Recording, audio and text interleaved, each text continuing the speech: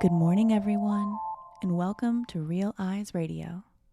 No matter where you are, no matter what time it is, no matter how your day is going so far, this is an opportunity to take in something entirely new, entirely different, and to bask in the glow of your own intuition. It's a really special experience, an extraordinary experience, when you light your own way through the candle that exists inside you. This is our third episode, and I think that we, myself, Rambo, and Murph, I think that we are on the path that we set out to create. We're continuing to learn and discover and share as we go, and continuing to hold our torchlights high enough to make it easier for all of us to see a little bit better.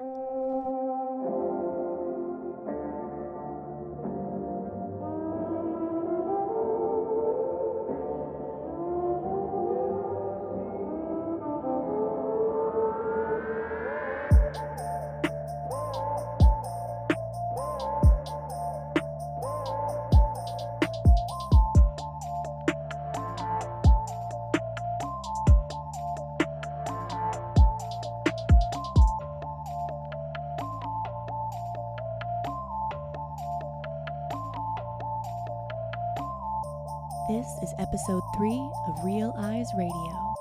We're jumping right in.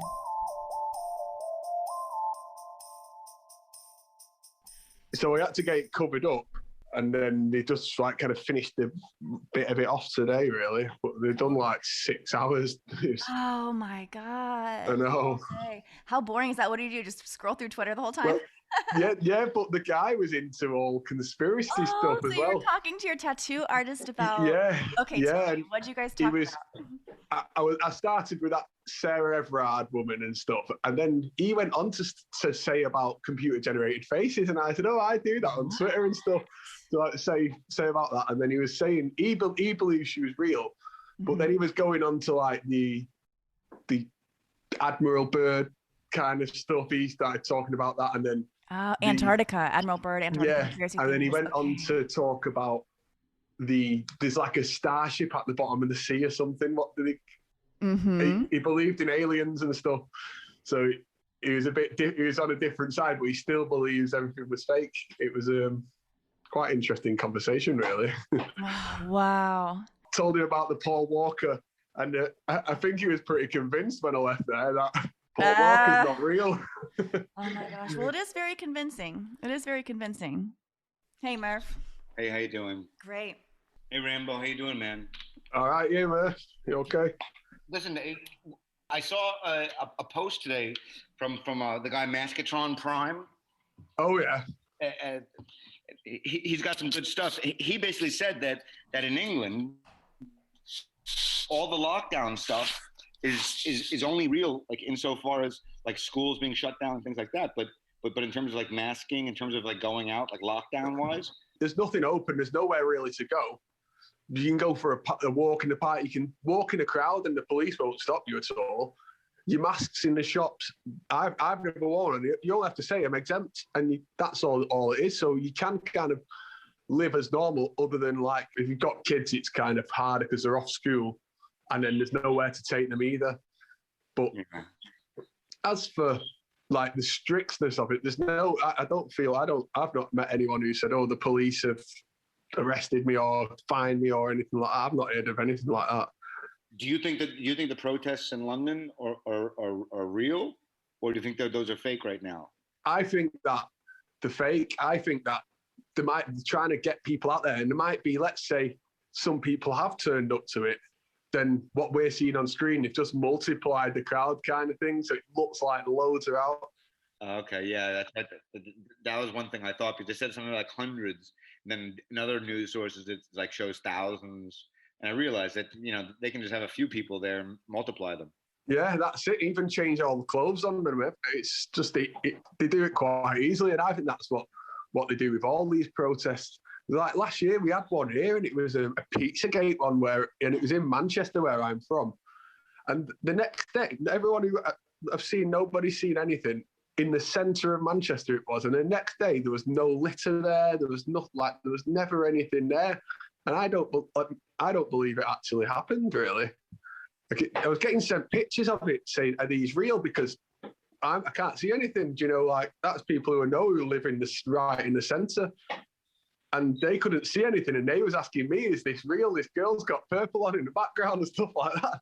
You know, and I don't think it even ever happened there. So I do think the faking process or using old protest photos and bringing them all in to make them look new, like just changing the picket signs and stuff. Do you notice like news, like when you're in England, news that shows like protests going on in the States? Because what I was thinking today is it's like us in the States, we constantly are barraged with news of protests and even violent ones, like in Sweden or France. It's always in Paris. There's always some crazy stuff going on, and then over there, you guys are showing crazy stuff that's going on here. You know, to get what I'm saying? Yeah, yeah. It's always your news. Like we see, it was on the news about this guy that went round all these salons shooting women and stuff. Asian women on it. That was news here. I don't know what's going on with that. I noticed you guys going back and forth today in the DMs about it, and I woke up and I checked in like the regular mainstream kind of news feed, like the news, politics, COVID, you know, that kind of stuff, and it had this, and like you said, it's like the new BLM, and but racism against Asian Americans. I mean, I don't know. It's just as befuddling as the black stuff. It's something that I've noticed over the past week, and it's this whole wave of seemingly anti-Asian crime, victim crime. It was women again, though, which Yeah. links in with the yellow and grey over here with the Sarah Everard. It made me have a link to that somehow, because what are the chances? We talked about it a little bit last time. You know, we talked about potentially the fear is leveling off from the virus. You know, people are feeling better with the vaccines, and you know, the tonality is changing. Things are kind of opening back up. I know you guys were talking about how locked down you are over there, Rambo, in the UK, but here in the United States, it is the tide. The tide is changing, and people are they're going out more. There's less fear, and so I feel like if you want to generate a lot of fear within a population again, I think the easiest way to do it is to make young women feel unsafe, or you know, specific minority groups feel extraordinarily marginalized and also unsafe, that their life is threatened.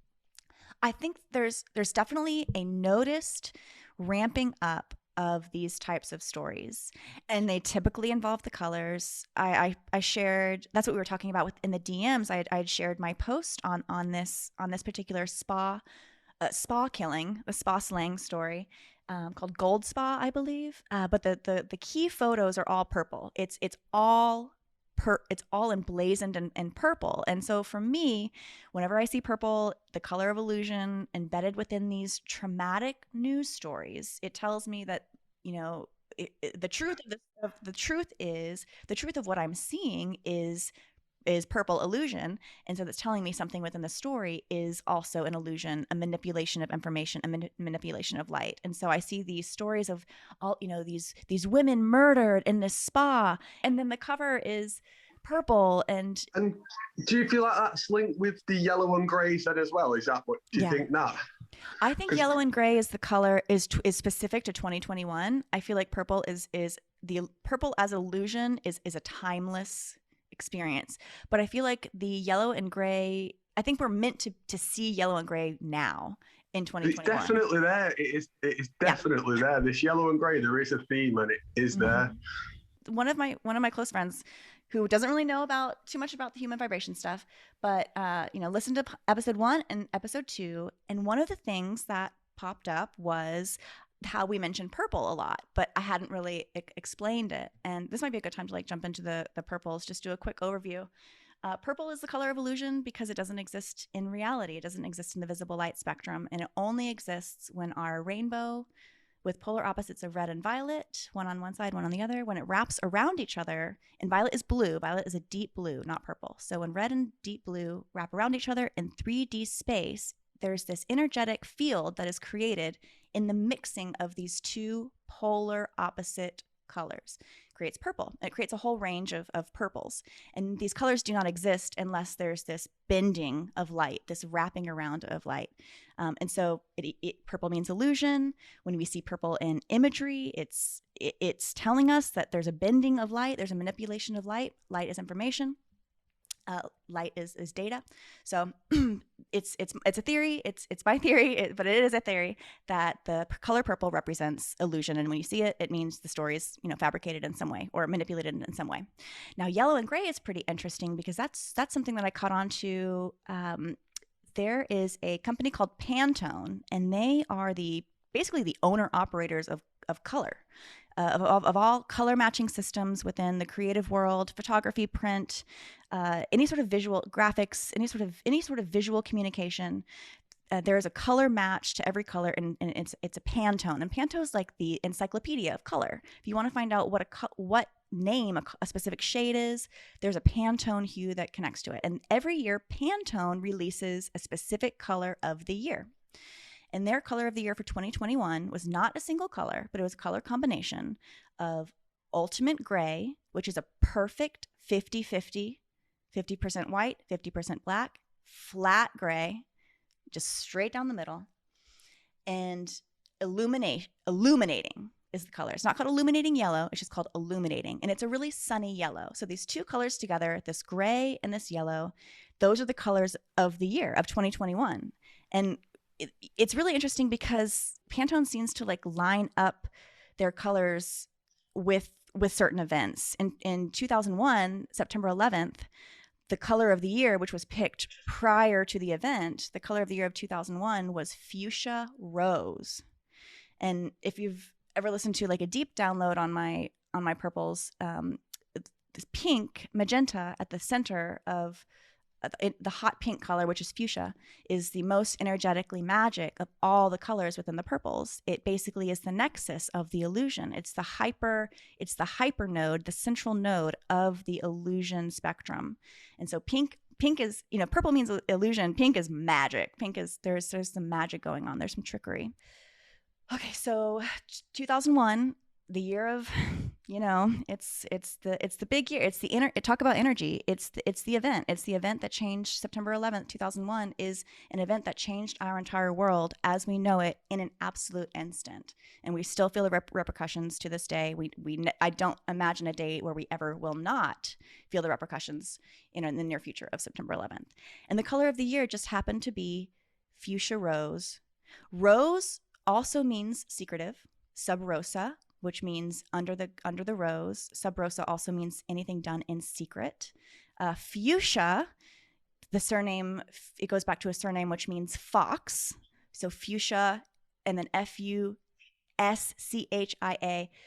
Fuch, that goes back to fox in German. And to fox means to outwit, outsmart, outfox, to be sly, to be manipulative. So basically they're saying it's secretive with sub rosa and manipulative with fox, fuchsia rose. That was the color of 2001, which I think is very meaningful, which I think is very, very notable and very important, especially now knowing that pink is within the color purples. Purple is illusion. Enough said for that for the moment. Okay, so back to yellow and gray. Gray is like gray matter. Gray is our brain. Gray is our understanding of what exists around us. Gray is the mixture of black and white. Gray is if you imagine like the Masonic checkerboard pattern, if you were to roll that up, it would be a ultimate gray. Those pure black and white equal number of squares, if you were to lay those on top of each other in transparency, it would come out to an ultimate gray. Same color as what is color of the year. And also with the illuminating yellow, that's the color of the sun, of illumination, of enlightenment. And I think it's interesting that the pairing is gray matter, and yellow, sun, illumination, enlightenment. I think that there's something really significant that's supposed to happen this year. I don't think these colors represent illusion. I think these colors represent understanding and awareness and awakening. And that's the reason that 2021 is not fuchsia rose, is not hot pink, is not purpley purple, is none of these colors. I think the reason that 2021 is gray and yellow is because this is the year for our gray matter to be enlightened, illuminated, they do it like grey's like a miserable, depressing color in it. Really, it's like they say it's like a depressing color, and then with the yellow, that they say that's like optimistic and hopeful and stuff. So again, is that like your 50-50 thing going on there? Maybe it is the duality. Maybe it is the despair and the hope. Yeah, if they represent opposites, then what are they trying to tell us? Do they cancel each other out? Or is it like, is this a blank slate year? Maybe that's it. I'm not sure. Because it does they affect you without you really realizing, don't they? The colors of anything in a room can affect your mood, like Absolutely. subconsciously, just on what you feel about those colors. You know, your personal experience with those colors in your subconscious.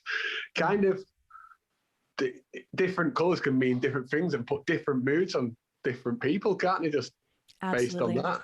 Absolutely. Yeah, you can walk into like a red room and feel immediately transported into a new energy spectrum. You know, or you know, you can go into a very calm white space that's very light and airy, and in that, you know, in that light airiness, you can feel a lightness of being in yourself. Same thing with a black room. If you walk into like a blacked out room, you'll like begin to feel yourself caving in. Like you'll kind of diminish yourself. You'll feel the walls, the blackness, like kind of closing in on you energetically. It's kind of interesting. Yeah. But then there's also a cool study about prison walls. And at one point they found this kind of really disturbing bubblegum pink to be soothing, they thought. And so they painted prison walls this very specific shade of pink because they thought it was going to diminish anxiety and aggression. But it actually proved the opposite. It proved to diminish it in the very short term and then exacerbate all sorts of rage and negative behavioral outcomes when, you know, that's interesting. With the pink. Yeah. It like made people go crazy and like rageful. Yeah. You never know. It is interesting. What's y'all's favorite color? I'm curious. What's your favorite color? Well, mine's always been blue, and that's just, I don't know. It's just like kind of what's been put onto me, really. As a boy. Yeah. Yeah, and it stayed with me as blue, and that's. Yeah. It's a weird one because that's another thing from birth. You straight away given a color, aren't you? You're issued with your pink and your blue. What's yours, Murph? Same, yeah. Blue. Boys and they're blue. And I think the same reason as well. Mm-hmm. Yeah, we're really not given too much of a chance. The boys get the blue and the girls get the pink, and that's all she wrote. Things are changing. And we're in 2021. We have all sorts of classifications of genders now, and each new classification of gender has its own color. It seems there's lots more broad than just like little boy blue and little girl pink these days. But it does show how much of a stranglehold those colors had on Americana and the world, really, is that little girls wore pink and little boys wore blue. And little girls played with dolls and little boys played with trucks. And I still have not met a boy who is not obsessed with trucks, seeing that, pointing them out wherever they are, big trucks, small trucks, toy trucks, pictures of trucks. You know, there's like a strange obsession with little boys and trucks. Programming, I'm sure. Yeah, definitely. I feel like a lot of toys are like teddy bears and stuff. I feel like they're all programming. The panda bear, for instance, they even have a film, Kung Fu Panda, you know, to brainwash the kids. Panda bears are a real thing, and yes, they're not. That's so interesting. I've never thought of that before, but growing up, I did have a panda bear stuffed animal, and it was like always sitting in this little it was like big, so it had to sit in a chair. I think with girls more so than boys with the pandas. Yeah, that is interesting. Oh God, and that kind of ties into the pet. Let's not go down that road. But I wonder if we're not going to go down that road. But I wonder if that was something that they knew that they could insert a panda iconography, because somehow so many people did connect it to childhood, do connect pandas to childhood, and so they're like, let's work a panda in there. You know, double whammy. And also a nod, if Rambo is accurate, is correct in his assumptions, and I kind of think this too, but pandas are not maybe not real. the whole category of panda could just be like a fabrication of zoology that we're shown that's not quite real. But again, like putting these keep dropping these references everywhere to again solidify the fakery. But also, once you figure out the fakery, all you have to do is go back and look for all the panda symbols, and you're like, well, that's fake, that's fake, that's fake, it's got a panda in it, that's fake. I feel like the panda's black and white for a reason. I feel like that symbolism is also fake, Joe. Another symbolism of the fakery. For sure. Wow. And when it's crazy when you think at the size of the baby and stuff, it just doesn't make sense to me. Like, it makes more sense that they're not real to me. And you shared, and they don't mate. They don't, like panda. There's always news articles about pandas not wanting to cohabitate, not wanting to mate. It's like, what animal on the planet has no desire to mate? I don't think even asexual amoebas get it on with themselves. It's, it's like everything is meant. So it's interesting when you hear these news articles about this animal that is so aloof. It doesn't even care. It's like, I'm busy on bamboo. I'm good. I'm doing my bamboo. Oh, and Rambo, you reminded me about the bamboo irony. Is bamboo is highly toxic, right? Like bamboo will kill you. Bamboo, if you eat bamboo, it will kill you. And yet pandas subsist only on toxic bamboo. Doesn't make sense at all.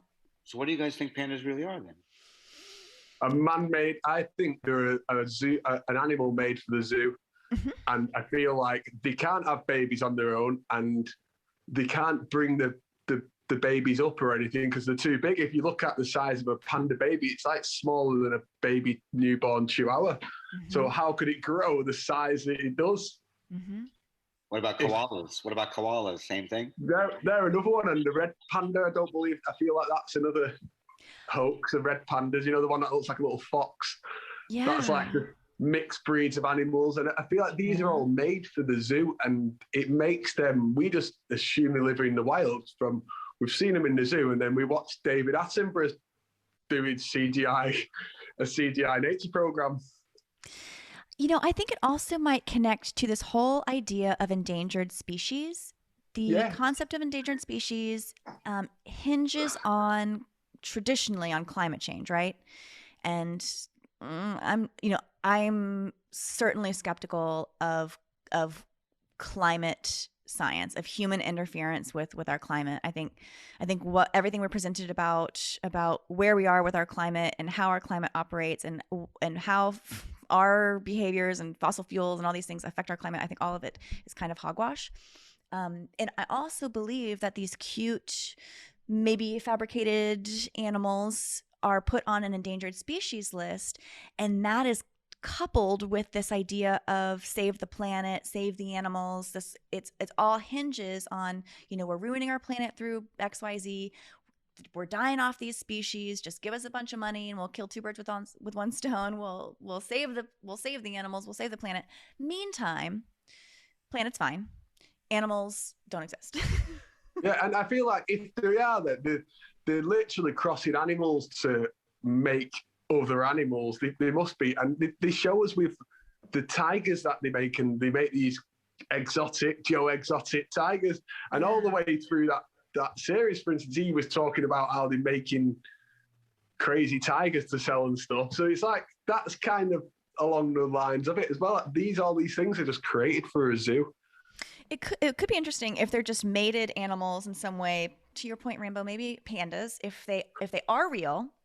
And they're not totally fake. Maybe they're real in a sense that they are manufactured by mixing of other existing animals. They create this panda mixture, but the panda can't do anything. Like it can't have babies. Never lives in the wild. Never lives in the wild. Completely just fabricated for the zoos. Could be. Yeah, that's where I'm at with it. I feel like for anyone who's listening as well, just Google panda having birth and make your own mind up. Not safe for work. No, and it is. I'm sure it's safe. But yeah. I feel like and you touch on this, Rambo, you touch on like a lot of the viral videos that we see of like cute animal stuff. Those are fake too. We talk a Yeah. lot about the crimes being potentially faked, and CGI Joe Biden. We're But talking when about you him. read the comments on those animal videos, nobody knows. And they have like No. 100,000 likes, Yeah. 60,000 comments, and everybody's like, "Oh, how cute, how cute." Yeah. And I'll sometimes quote tweet it, and then I will see somebody quote tweet me pretty much every time saying, "Oh, you can't even have a bit of fun watching a cute animal. It all has to be like doom and gloom." Right. But that's not like, they're not getting the point of. I'm trying to say it's fake. I don't want to enjoy something that's fake. I want to enjoy real. No, I totally agree. It does get me when I realize it's brain training. I understand that we're fed these really cute videos because we will accept them. If they're cute, of course we'll watch them. And why would we question a cute video, especially if it's a cute kid or a cute Why animal? would they fake that? Is the Yeah, answer why would to they the fake question. that? Right. It's one thing to fake something that gives us fear and gives us anxiety. And yeah, maybe you can buy into that they fake that stuff. But why would they fake cute stuff?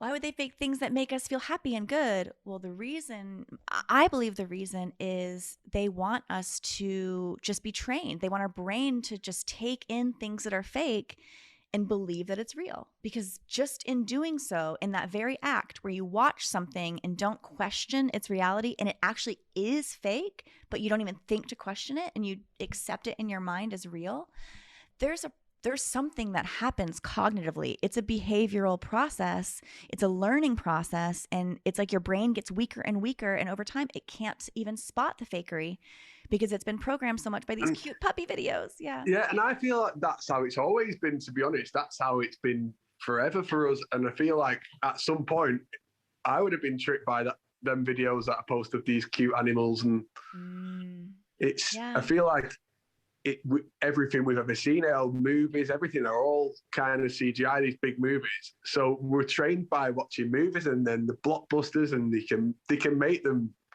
big, can't they? So we all watch it. They can get you to watch a movie. Enough people talk about it, you always think, "Oh, go on and I'll see what it's about." And you watch it and you don't know the whole thing, and there wasn't even any actors involved, really. There's CGI, digital actors used, you wouldn't know. And they only tell you sometimes. They don't tell you all the time. If it's not disclosed, people just think, "Oh, it's real." But if they disclose that it's fake, then, "Oh yeah, it's all fake." That one was fake because they told us. But that one, they didn't tell us that one was fake, so that one was real. Exactly. And because we aren't told what's real and what's fake, and we just listen for someone to tell us, and we don't use our own, cognitive abilities and don't train our brain, we don't train our gut instinct. Yeah, we lose our capability and our capacity. It's a muscle. It's a gut. Our gut instincts are like a muscle in our body, and if we use them and we exercise our gut feeling, it will get stronger. It will grow like any muscle would, and it will become a very, very strong and important guide in your life.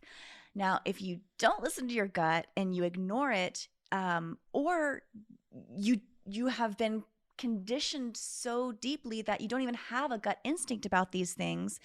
That's where the energy's at. Do you know, when these big things come along, like your 9/11s or whatever, when you can bring some of that and you're watching it and you think that is real, you're upset, you're scared, you worry, it's got you full. You think it's real. You're there. You can't see it any other way. And I feel like that's a reason behind it as well. Is that when they do decide to show you something like your George Floyd or something like that, you just think it's real. Yeah. You don't even know. It's the unknown unknowns. You don't even know to ask. You don't even know to think, to question. Just like the cute videos, you don't even know to question it. Why would you even question it? Why would you scrutinize this cute, puppy dog? Yeah. It's conditioning. It's brain training. We talk about brainwashing, and it's a lifetime of cognitive development through our guides. Our guides are our screens, our TV guides, our universes in our pockets with our cell phones. This is what trains us. This is what light we allow into our eyes, what information we blast into our eyes, which then is rendered by our And with your phone, like you've just said, then with your phone, like it's people are moaning up, like talking about a while back, oh, they're going to chip us and stuff. We've been carrying chips around for a long time, really, haven't we? You know, all this vaccine chip. They don't need to do that when you've got one right in your hand, writing everything that they need. You're programming the chip for them, really. Great point. Yeah, and anything you talk about, it then can be sold to you. It comes up on your phone. It doesn't matter what you're talking about. It can come up on an advert not long after, can it? A YouTube advert, and it'll be selling you things. And I wrote something before. It's about like all these free apps, all these apps that sell all the information from. Because I always wondered how these apps that are just for free make any money. What's the point in them? And it's because they're selling all our information. It's kind of like money to the minute when we register these apps. And then we accept the settings, what it offers. And that is all it needs. That's why you get these adverts and all this from the apps we're downloading. Yep. And that's very valuable. And it's really our attention. They just want any app that captures our focused attention, where we're only focused on that, whether you're scrolling mindlessly through Twitter or you're scrolling mindlessly through Instagram or Snapchat or whatever, or Farmville. If there's an app that can hold the gaze of a human being, that's a valuable app. Doesn't even need to do anything. And another thing that it could be symbolism, but like the first smartphone was the iPhone. Is the eye symbolism? iPhone, do you know? Yes, the one eye. It's the one eye symbolism.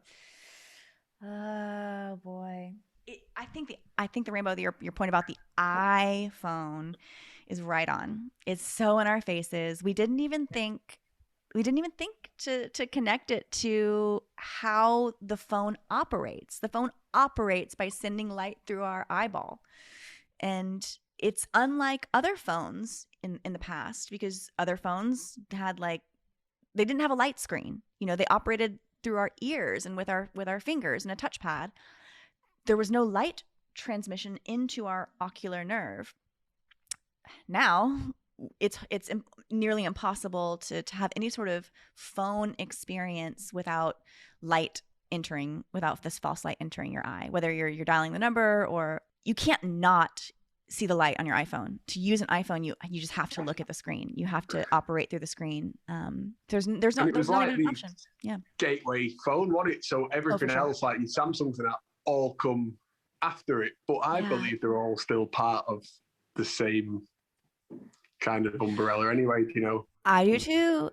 And that's an excellent point, because there was a big lawsuit between Apple and Samsung where they were butting heads over basically the usage of the exact same software, the exact same hardware. It was painted in the news as this espionage and trade secrets and valuable, da da da da da da. But what I really think that it was showing was, again, the truth in plain sight, that all this shit is the same, that it's all rolled out for us. It's given different names. It's given different stories. It's given different logos, but it's all the same. And all putting on a show for us, aren't they, really? Again. I think so. Murph, what do you think about your iPhone? What's your relationship with your iPhone? Or do you have an iPhone? Are you an Android man?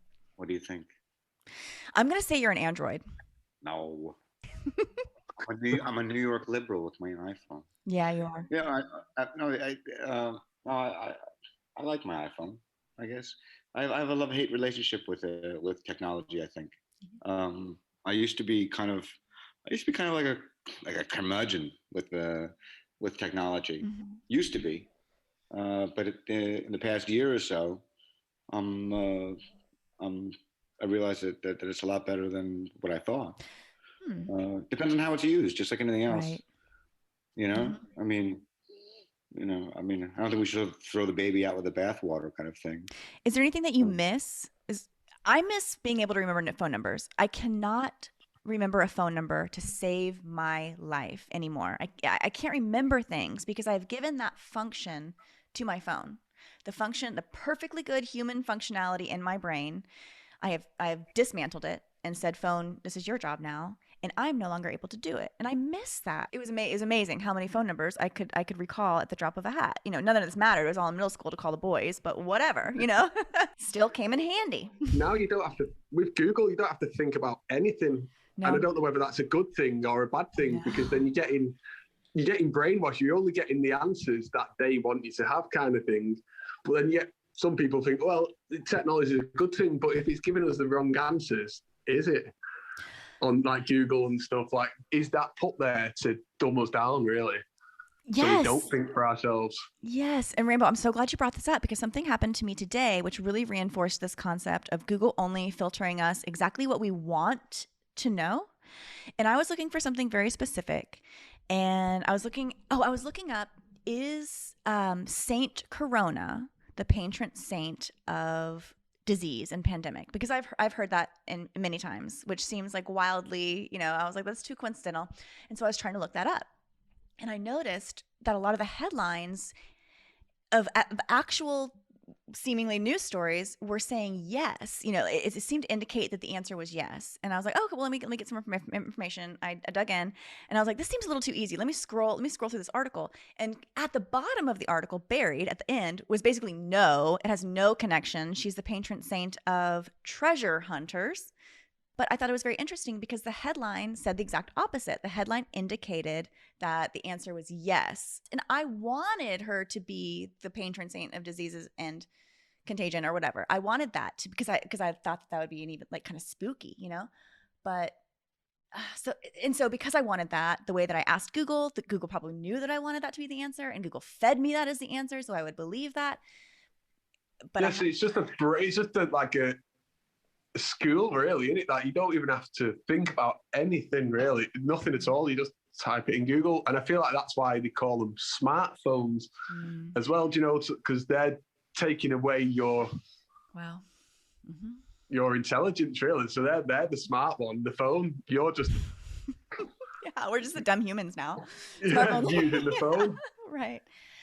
It's wild. It is wild how much we now give to our phones. If you don't have your cell phone with you for 2 seconds, it's like you feel it's a phantom limb almost. You feel as if you have lost an appendage.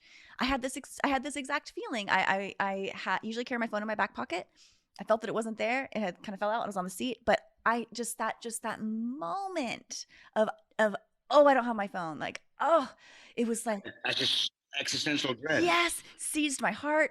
Was that a heart attack? You know, like in just that millisecond of a moment, my whole world was like, ah, my world. And then I was like, oh, it's right there. All's good. All's good in the world. And I felt the adrenaline leave my body. I felt, you know, that it all come. But I was like, wow, just the idea, just the notion that I am without smartphone, I'm without my second brain, my outer brain. It made me panic. It put me in a panic mode, and that's not healthy. I don't think that that's healthy. And I know we've all felt that. I can't be the only one who feels panicked when like I can't find my phone in the vicinity. And everyone from the Hold Up, Wait a Minute crew and my Maria and everyone who met me in Cleveland will know that I lose my phone every second of every day. I'm constantly leaving it somewhere like, oh, where's my phone? Oh, where's my phone? So I do get that feeling a lot of where's my phone? Oh, it's lost. But a nightmarish scenario is sending out a tweet on like 1% battery and then realizing you did a spelling error.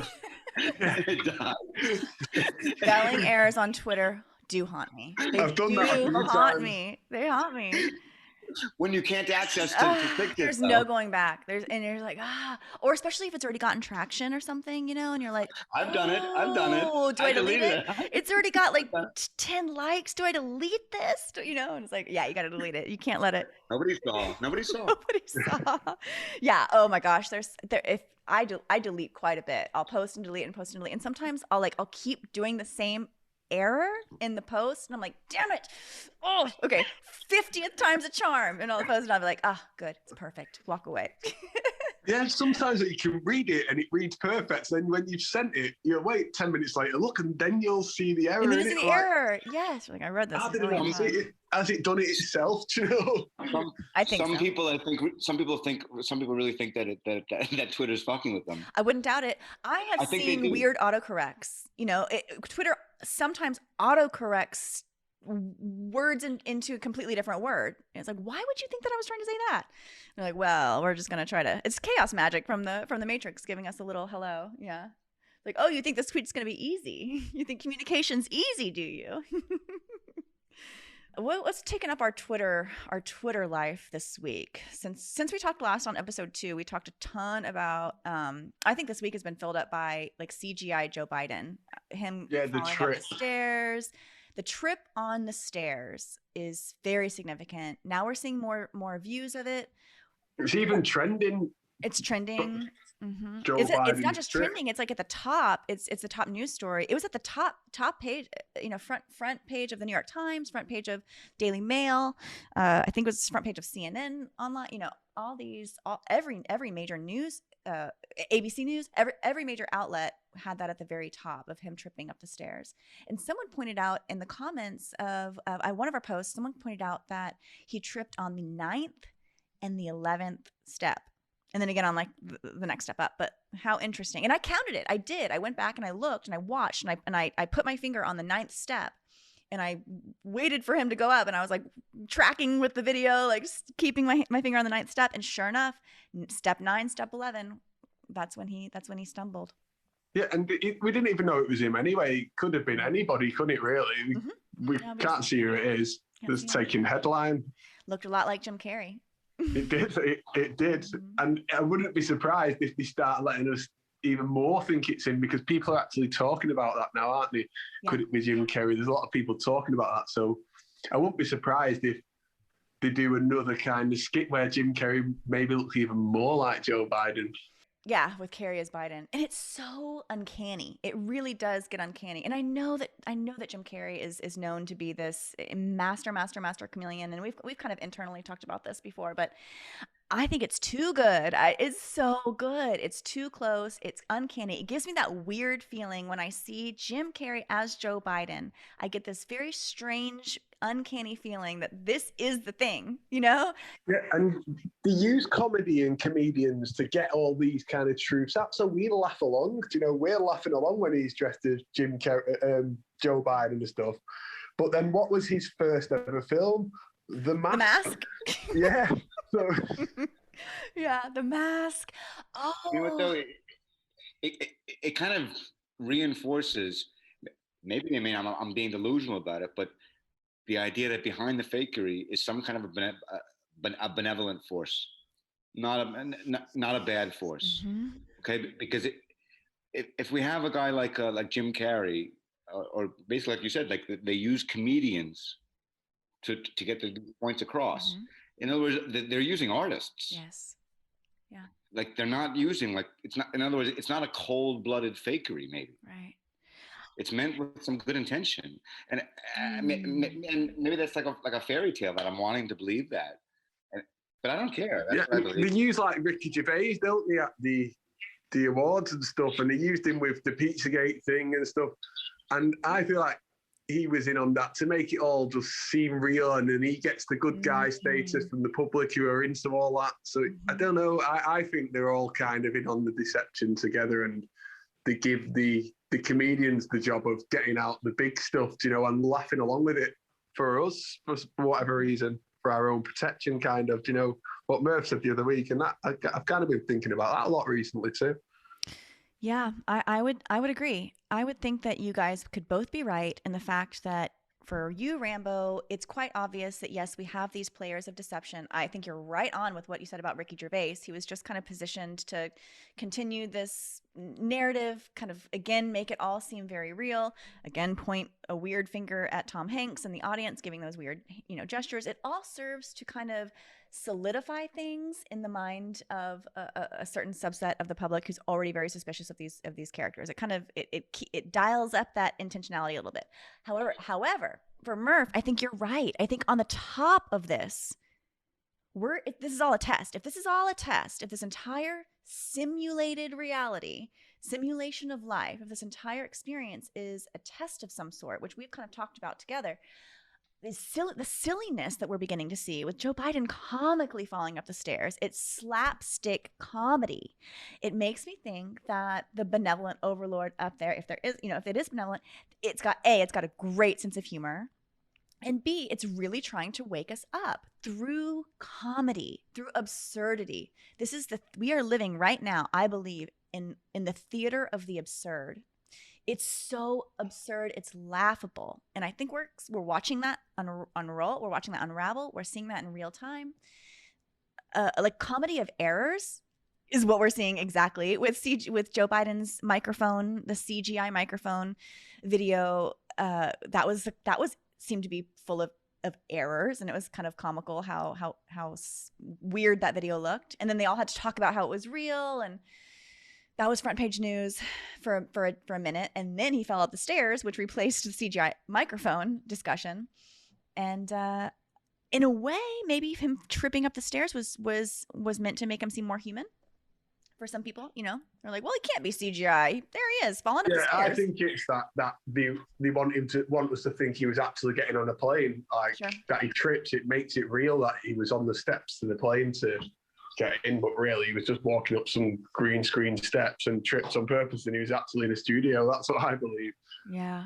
Totally. I believe that too. And all these little flaws and glitches and things that make it, that pepper in a little bit, maybe an embarrassing element like him falling, that makes, exactly like you said, it makes it seem more real. Yeah, but are they trying to wake us up, or are they just like really having a good laugh between themselves, whoever's setting it up? Do you know, that it's that obvious and still people don't believe it or believe it's real? And then you can tell you anything, like, if the TV says, the people do, don't they? And they believe. So do they sometimes mess around with it? Think, should we have a laugh, see if we can get them triple mask? Do you know, like, if someone sat there having a laugh about it, like, look how easy it is, you know, just mocking us that way, like, get them to go and buy toilet roll, get them to wear 3 masks. Yeah. Actually make it three jabs you have to have before they go anywhere, do you know? It does seem comical. I hope someone's having a laugh over the 3 masks, because that's just ridiculous. They're like, let's start with 1. And then we'll go to 2, and then we'll push it to 3. No, I think to a large extent. I mean, it's getting so absurd that I mean, I even saw the girl Marie. She was posting about the date she was on, right, with the guy, and how women nowadays, I mean, have a difficult. I mean, I can't picture a guy goes on a date and walking the girl back to the car and puts the mask on while he's walking. I mean. And then with a girl who doesn't have the mask on, and it seems so ridiculous that it's like almost like natural selection. The people who believe in this stupid stuff aren't going to be taken seriously, and they're not going to procreate. I mean, oh yes, right? I do think that there's a whole new world of dating, and if you are a masker, a hyper masker, and you're really into that, you are only going to be with others who are hyper maskers, pro-vax, got your vax, vaxxed up, let's go, let's get it on. Or on the other side, you are going to self-select in the other way. I would never want to be with someone who's highly masked up all the time and talking about the vaccine and excited about that. I do personally don't think that I could get down with that. I think it's getting that crazy though. Yeah. That they could make a dating site where you pick each other based on your eyes. I wouldn't be surprised. Right, you can't see anybody's. Yeah, that girl's got great eyes. Yeah, for sure. Because that's all you can see. Everyone's profile picture is just them wearing a mask. I seen a big sign in my town where I live, and it said, "Let us see your smiley eyes." Oh God. Oh wow. That kind of goes back to this. This is a girl thing you guys wouldn't understand, but in America's Top Model with Tyra Banks, there was this whole concept of smiling with your eyes called smizing, And it's funny because it was before its time. You know, when I heard that, I was like, get the fuck out. That's ridiculous. Smiling with your eyes, whatever. But now I'm like, yeah, I can see it. People really do need to smile with their eyes. I notice myself doing it if I have to wear a mask. I'm like trying, you know, the few times that I do just to make other people feel comfortable, just so I don't want to put up a fight, blah, blah, blah, blah, all these things. In my eyes, I'm trying to like communicate love, communicate lightness, communicate, like don't have fear in your eyes, smile at everyone, let everyone know you're smiling, like really cheese it up. And so I know exactly, I'm like, am I smizing wide enough right now? So I understand. It's kind of like revolutionary. Yeah. It sounds like a non-physical bend and snap. That's right. I'm glad you know about that. The bend and snap. Oh, Yeah. What was her name on Legally Blonde? Yeah, that was so fun. And with the vaccine that's going on, I'm seeing a lot of things pop up here about it's there's stuff wrong with it and stuff now. I feel like that's the next pandemic. Yeah. With people thinking that they've been injured. I know Yeah, that and AstraZeneca just suspended all of blood their, clots and all this stuff, yes, and because of the blood clots and the trials. I believe all of that is false. a loose track. Mhm. As imagine all those people that have had a vaccine now, and then they announced on the news, actually, we done all we could at the time for the world. We was doing our best for the world, but so we had to get a vaccine out to save you. But sorry, but you're all gonna die. Like, even though they're not. You know, like, that's kind of another. It's planting in our heads that we could be at risk. Like, oh, you've had the vaccine, well, you might get blood clots because this, And a lot of people will get them based on the thought. We can think ourselves sick. We can give ourselves cancer through negative thought, through hyper stress and toxicity within the body. Stress is the most toxic substance within the body, and stress is a physicality. We hold physical stress in our body. We just talk about stress being emotion, like, oh, I'm stressed out. Stress is physical. Stress is something that is experienced in the musculature of our physical system. It's a real, you can measure stress in the body, just like you can measure stress within a building. Like the foundation of a building has so much stress over time, and their foundation shifts and that is physical measured stress. We only think of stress as emotional, but stress is so physical. So yeah, we can stress ourselves into a physical state of disease. And I think a lot of people with these, once they hear that they've got their second vax and, oh, I've got 2 of them now, and now there's blood clots, and, oh, I don't feel so great. And I feel like I said this quite a few months back now, that's how it's all going to end, this coronavirus, is the vaccine and the withdrawals through adverse effects. But really, I believe it's just all saline. But it shows that placebo effect it can have on people. Yes. So again, it's kind of a show of mind control. So they could be having a laugh about that, that look, now they all think they're going to die of the virus, of the vaccine. They've like turned it around. So the cure is then the problem.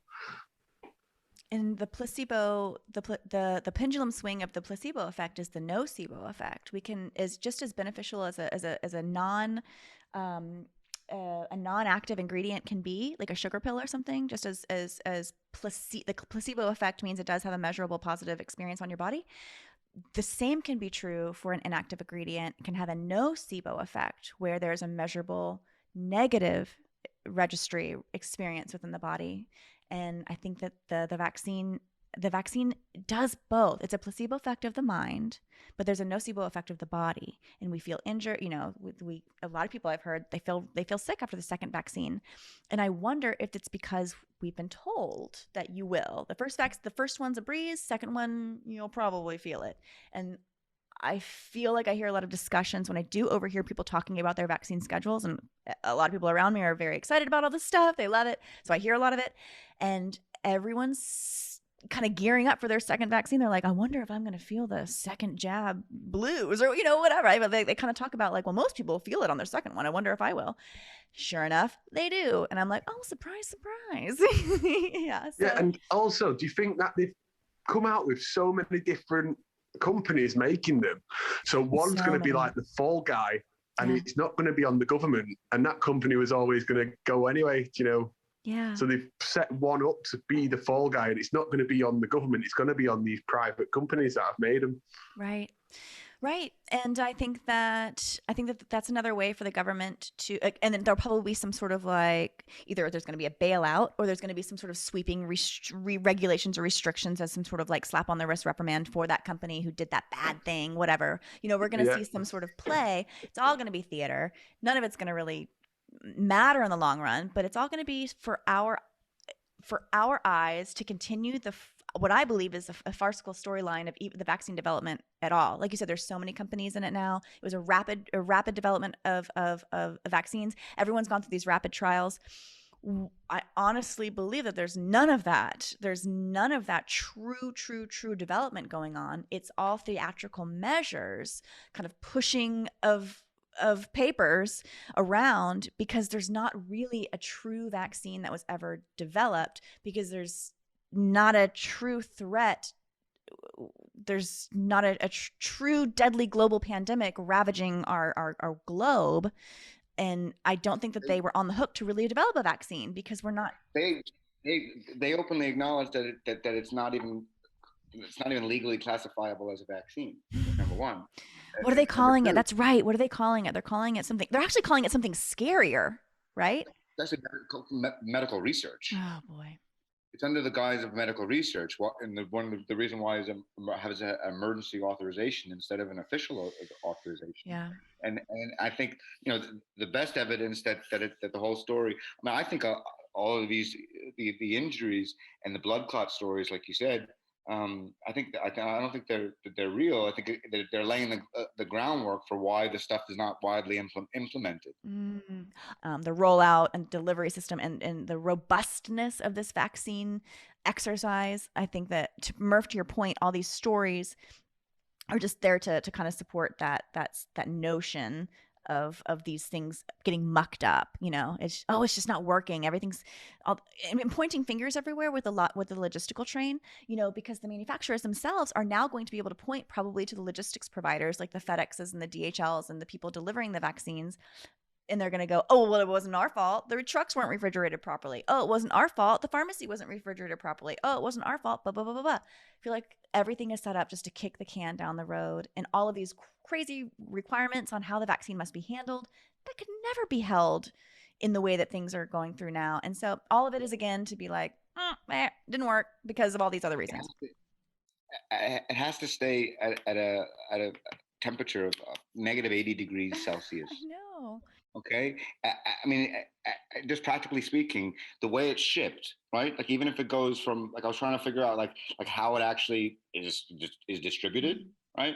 And in the directions for how it's supposed to be handled, it actually, a lot of these big pharma companies, like, they spent a crazy amount of money on how it's to be transported, and to develop these systems where they were put in boxes, like the supplies were put in boxes with dry ice, with the specific instructions that if the box is to be opened, it's only to be opened like once every few hours, and then must be closed within 60 seconds of opening it.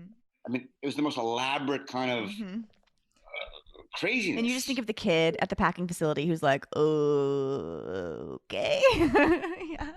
And the oddest thing about it is, and it says there that the reason why it has to be at negative 80 degrees Celsius is supposedly to keep for the nanoparticles to be fine, right?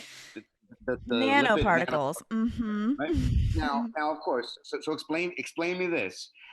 The nanoparticles require a temperature of negative 80 degrees to stay active. But yet the whole idea is that they're going to be injected into a person with basically a body temperature of 100 degrees. Insanity. In which they're supposed to be fine? Yeah. Explain me that. Well, it's unexplainable. And I think this is an excellent example of the bifurcated mind. It goes back to the notion that with a nuclear fallout with our parents, that they could be protected from the most dangerous element on the planet that could eradicate life as we know it everywhere, that they could somehow be protected by just slipping under their desks, putting their little hands over their heads. And that was the exercise that we did, that they did, our parents, who knows how long that went on, but it was hiding in your desk. You'll be fine from the atomic bomb. And I think that sometimes when we are forced to hold two things that are intrinsically opposite, when we're told that these things don't cancel each other out, but that they are impending upon that they are contingent upon each other. The survival of a nuclear fallout is contingent on your protecting yourself under your desk. Also, now with Corona, the protection of the virus is contingent on you wearing this mask on your face, which is no one's ever wearing it properly. That's not, whatever. And I think that there is something really interesting that happens inside of our brain, Murph, when we're told that this thing to be active has to stay colder than a popsicle, and then yet it is it provides efficacy inside of a warm body, inside of 100, almost nearly 100 degrees when it was supposed to be like not just frozen, but hyper frozen. Doesn't make sense. I think that's a hiding under the desk sort of bifurcation of the mind. And even the concept of a nanoparticle is nothing other than an atomic concept. Absolutely. I don't believe in nanoscience. I don't believe in a lot of quantum computing, and I don't believe in nanoscience. And we've kind of talked about this a lot internally, is this idea of whether or not we believe in AI, like an advanced computing AI. I think a lot of these hyper sciences that you can't see with the naked eye, like anything that you need to see with an electron microscope. Yep. Oh, that's exactly what I was thinking. I was going to bring up the guy Carrie Mullis, the guy that all the anti-vaxxers. Not that I'm a pro-vaxxer, Sure. but I wouldn't classify myself as like an anti. I'm more neutral. Well, whatever. Neutral. I'm anti. Neutral vax. Whatever. Who knows? Yeah, whatever. It's a hard way but he in the clip that everybody loves to share, the one where he's wearing the purple T-shirt. And he looks like he's hanging out in his kitchen talking to the reporter, and he's talking about how Fauci is fraud. He says that Fauci couldn't see like a virus under electron microscope. In that short little clip, I don't know if he was saying that electron microscopes are bunk, or the concept of the corona thing was bunk. I took it as both. I think both are true. I've actually done a deep dive into electron microscopes, and they are contingent on basically GAN technology, generative adversarial network machine learning GAN technology. Electron microscopes are graphic exports of hyper imaginations of what we're looking at.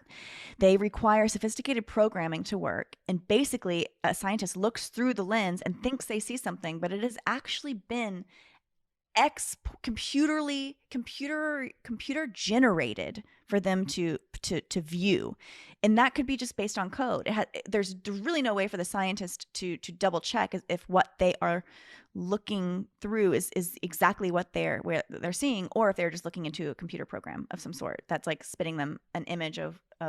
It's kind of the same way that NASA shows the space photos and then puts like an asterisk and says, it's a digital composite. Yes, and electron microscopy works on composited imagery. It supposedly takes tiny little photos of all these hyper little things and stitches it all together and then spits out or whatever. It's something that that I could never verify if what it's spitting out is something that is representative truly and in reality.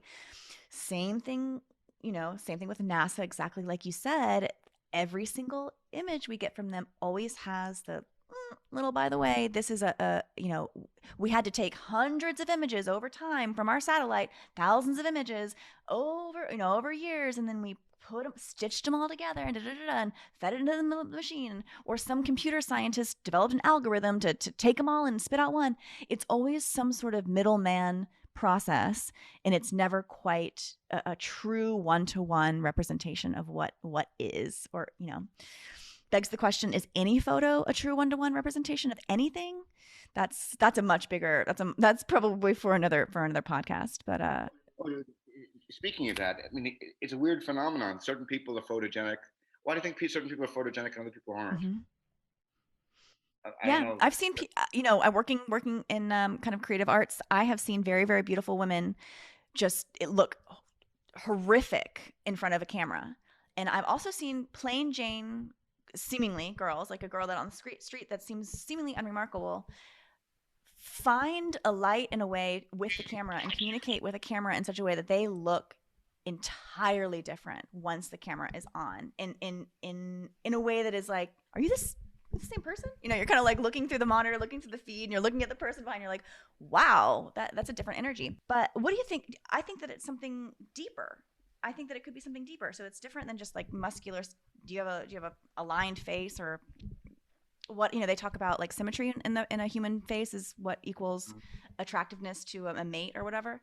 But I wonder if there is something else that's picked up in photography, like a lightness of being, like a spirit, a joyfulness, or on the other hand, like a depressiveness or a downness, or an internal ugliness that we can see. I think maybe so. I mean, I think that might explain why there's certain actors out there that maybe that the more traditionally attractive are like are not really are not very good on camera. But and most of our real big film stars, they're not exactly the most attractive people per Sure. se. Like Ben Stiller, he's not super attractive, but he's like become somehow like a strange sex symbol in a way because he's just a really excellent actor on camera and has the comedy element. Yeah. Oh, that reminds me, Rambo. Paul Walker from Fast and Furious. You know, Yeah. he's your guy. You've Yeah. got so much on him. He always had a very vacant. He had a beautiful face. Talk about photogenic. He was a very beautiful man.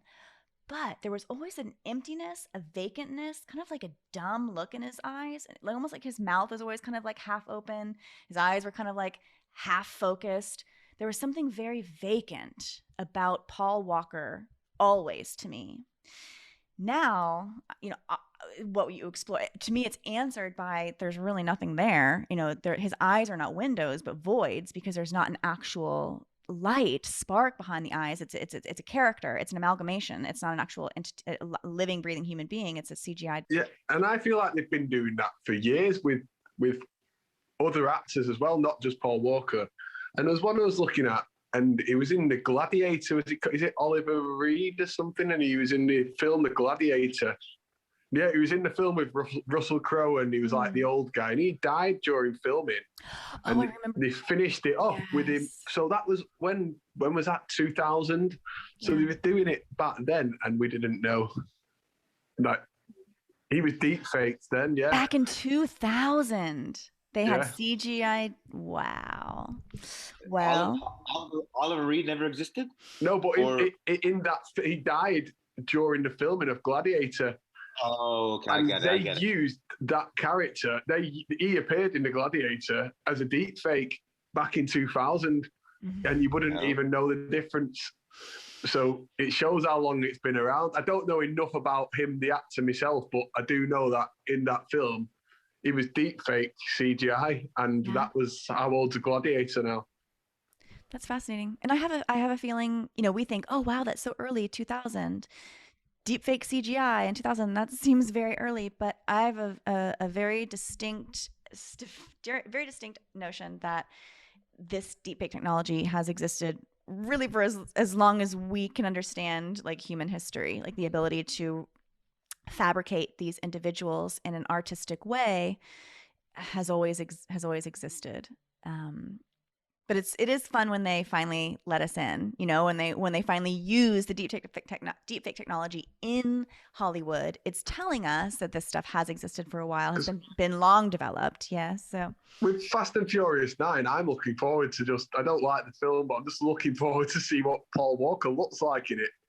And it's just a sign that he's been in 2 movies since he's been dead. Why hasn't he been in the rest of them since he's never existed, you know? Right. It's so fascinating. It does feel like the truth in plain sight. It does feel like so many more elements are being revealed. And I can't see him any other way than a Simone. I just call him a Simone when I'm talking about him. Will they make him look this many years older in Fast and Furious 9? I think they will. I think that they'll age him with it, and that'll be more. That'll be crazy. That they can just age him through it as well, and they do the CGI de-aging and aging kind of technology as well, which they use in a lot of movies, and they show us that as well. Like in the Irishman, is it with Robert De Niro, and they make him look young all through CGI. So. They don't have to be. I don't believe these actors have to even star in the movies. Like, I just feel like they're computer generated. It's all Simone. It all goes back to Simone. Yeah. And I reckon, like, I do think a lot of them, there's not as many as we believe. And I feel like some play parts of others. So, like, I've seen, it's another one that I'm convinced with is Adam Sandler playing Ben Affleck. Wow. And when you look at them together, they're really close. And then I'm not too big on the gematria thing, but all the numbers match up on their names. I can see it in my head. I can, like, in my mind's eye, I'm doing a little facial overlay of them. And yeah, Adam Sandler just looks, he's a little bit more everyday man, a little bit chunkier, a little bit meatier, a little bit, whatever, pudgier, has the beard, has the glasses. But yeah, if you just kind of like tighten up little like the little elements Yeah, a bit on of the Hollywood face. disguise work, It's very and similar. it's They look done for similar. the public appearance. You wouldn't know. I mean, we've talked about Justin Bieber in The Weeknd being played by the same person. I also think another one we could throw in that mix is Trevor Noah. He looks exactly like The Weeknd, also Justin Bieber. You know, he seems to be another one of the templates. He hosted, I guess, the Golden Globes recently. Trevor Noah did, and there was all these. He was taking these selfies, and the angle that he was taking his selfies at and posting it on Instagram of like, peace out, done. You know, done with the Golden Globes. He looked so much like The Weeknd. I mean, I stopped and noticed, and I looked at the comments, and so many other people in the comments were like, you know, Trevor Noah on the weekday, Weekend on the weekend.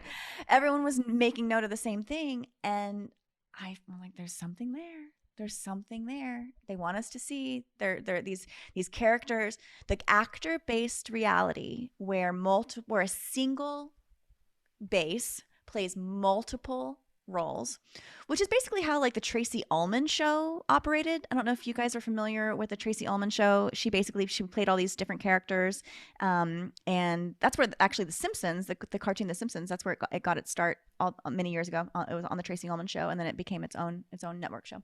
But anyway, like the whole premise is this one woman, Tracy Ullman. She's a master chameleon, and she just disguises herself in all these different, whether it's politicians, actors, just random characters, all just multiple rows. She plays all of them.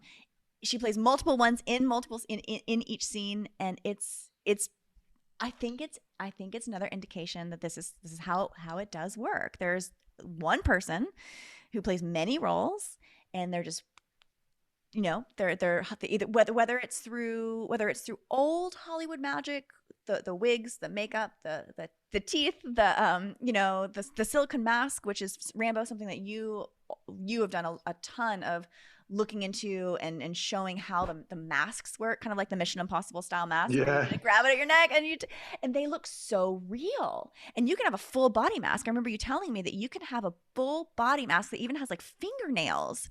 yeah, everything, legs, your gloves, your muscles and stuff. You know, it's like you wouldn't know. You wouldn't know. And so we know it's doable. And so, you know, that's the Hollywood magic on one side, where it's like the theatrical element.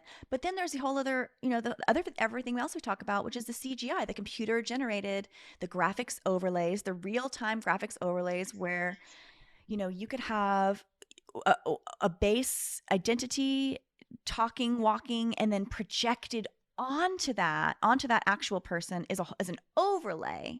You know, this is what we talked about with potentially the queen and her stand-in, you know, with the stand-in doing the whole entire event by herself, and then the next day the event unfolds on TV, and it's basically like a recreation of this rehearsal with an overlay of a CGI version overlay of the queen standing in for her stand-in. And they done that. They done that with the Captain America movie as well. So Oh they yeah. had like a body double of like a thin guy in Captain America. He goes really thin, and really it was a body double of the guy, and they CGI'd his face onto him. It was just, honestly, I was going to post that not long ago. I might post it actually. It's really good. And it shows how they can just swap bodies with them online on the computer.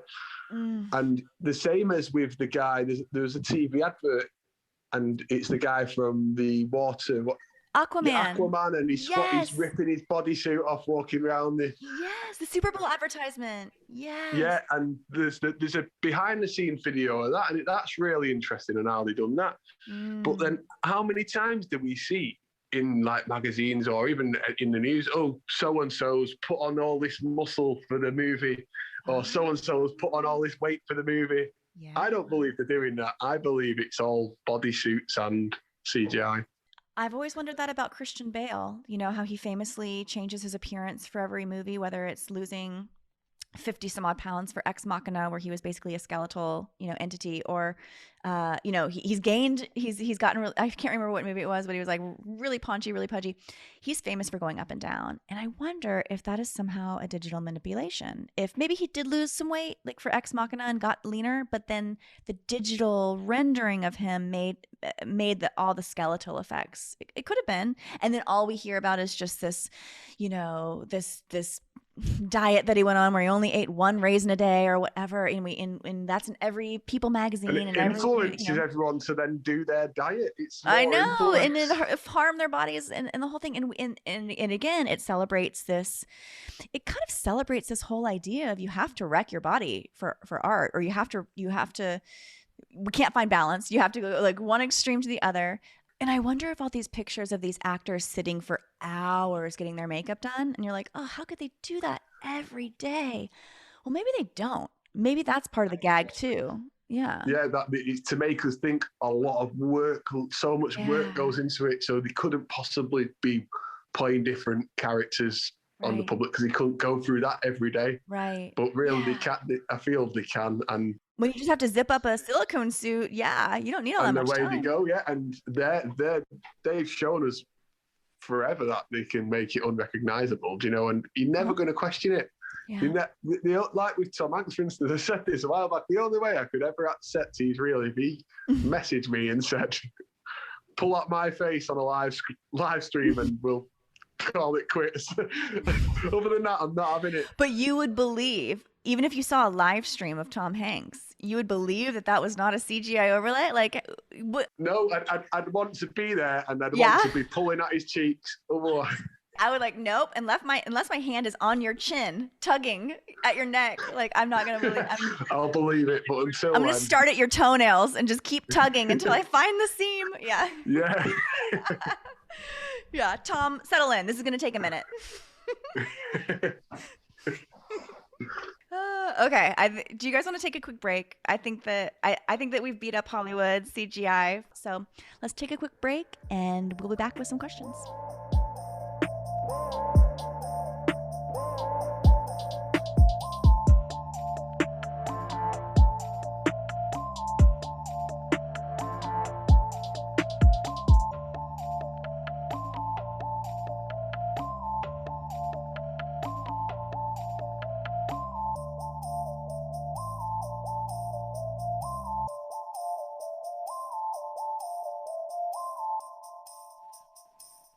I'd like to hear about the bricks with Murph, with the energy from brick. I feel like that's really interesting to me because it's something I've never thought about before. And first, the question is, why are bricks red? I guess, right? Mm-hmm. That's probably the most important thing, and I think that's the most important thing about the symbolism of the bricks and how they relate to us as humans, and why they're so important to our life. I mean, there's iron oxide in the bricks, which iron oxide is really a fancy way of saying rust. Rust. And Mars is red, they say, because of iron oxide. So it's the reddish color. Rust turns red. Yeah. Okay, cool. Got it. And iron actually happens to be the most present metal in our blood. It's another thing. Yes. And that's the reason why our blood is red. Yeah. Another reason why. But anyway, some chemists have done a bunch of studies on whether or not bricks can be are conductive or not. Mm-hmm. And if you look in Wikipedia, I mean, most of them say that bricks they're not conductive.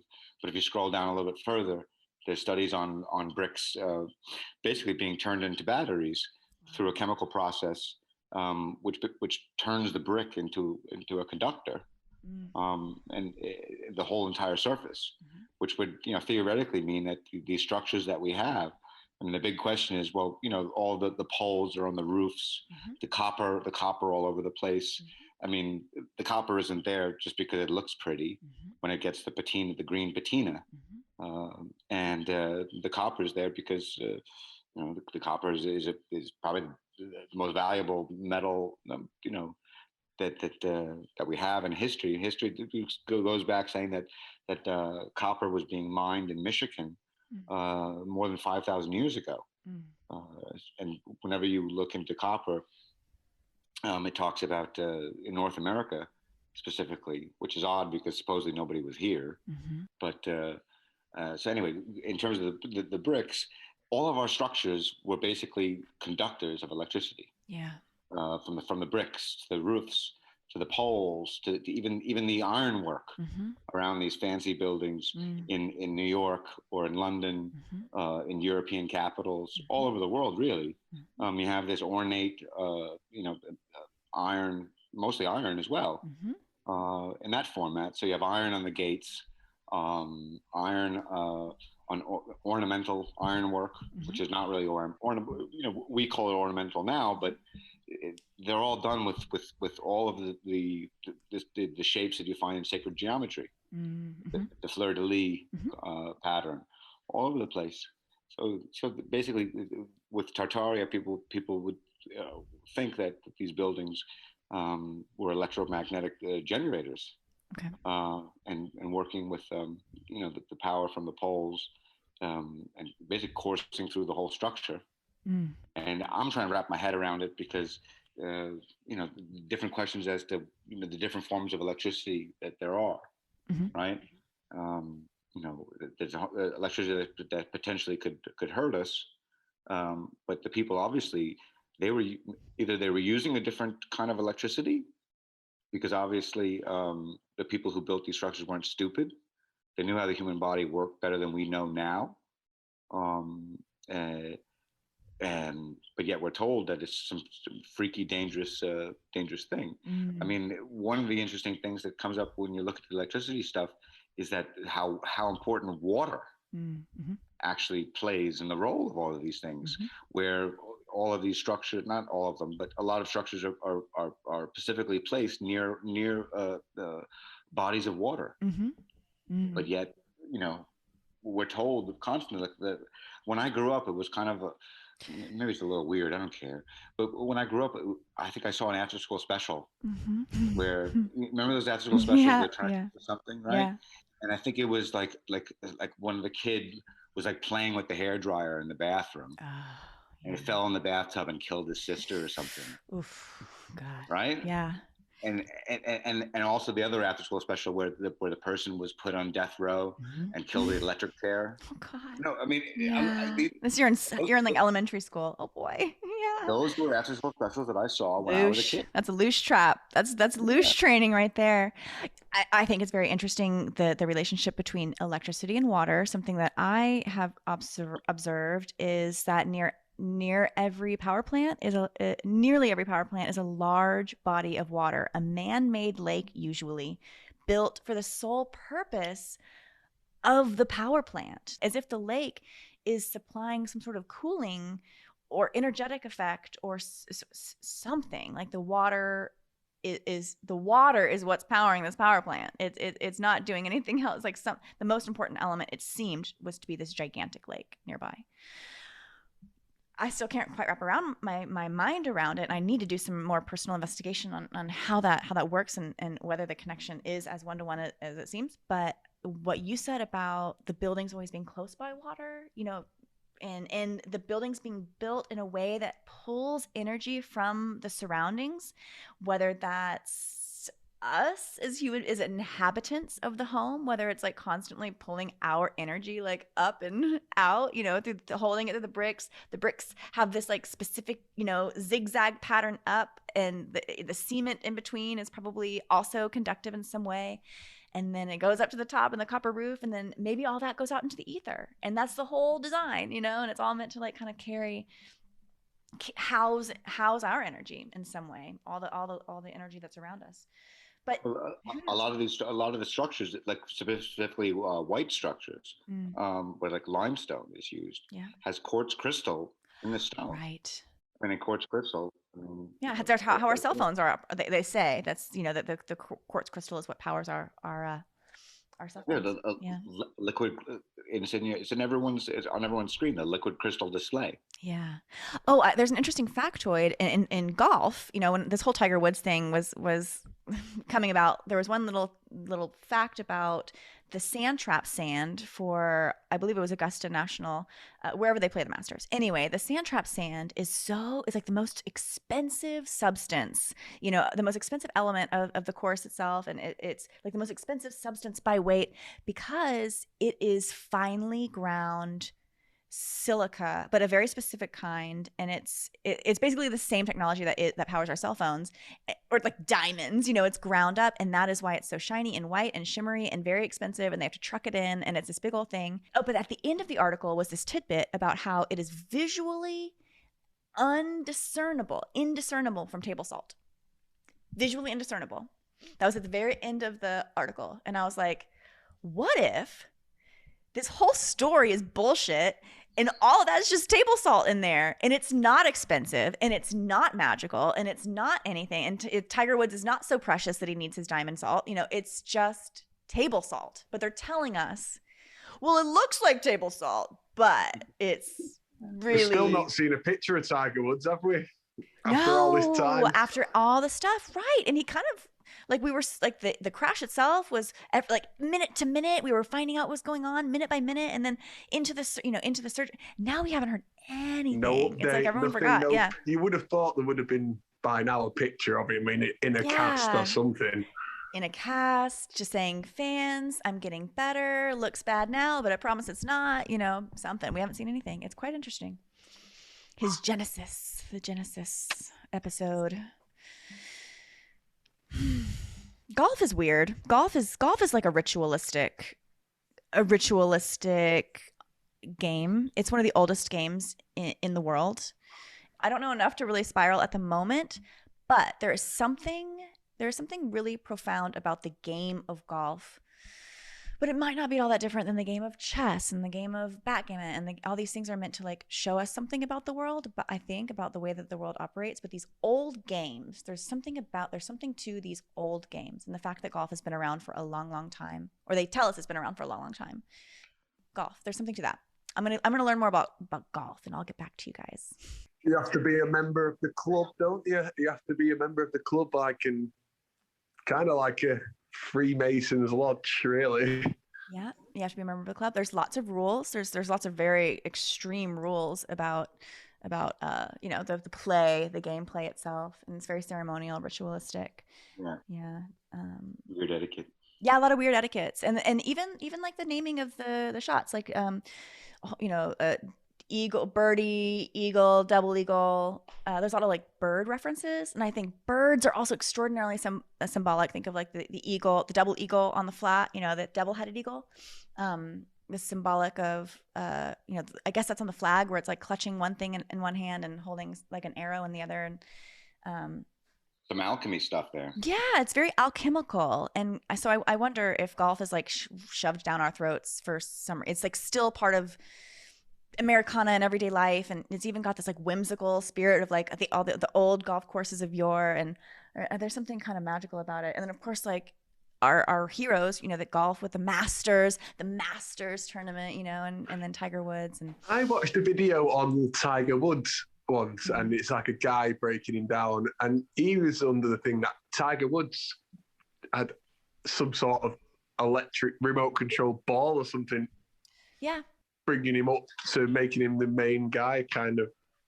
Yep. I've seen that. I've also seen in basketball a magnetic hoop, where the hoop itself, there's some sort of magnetic component within the ball, and there's some sort of magnetic component within the hoop, the metal rim, that can be repellent or attractive.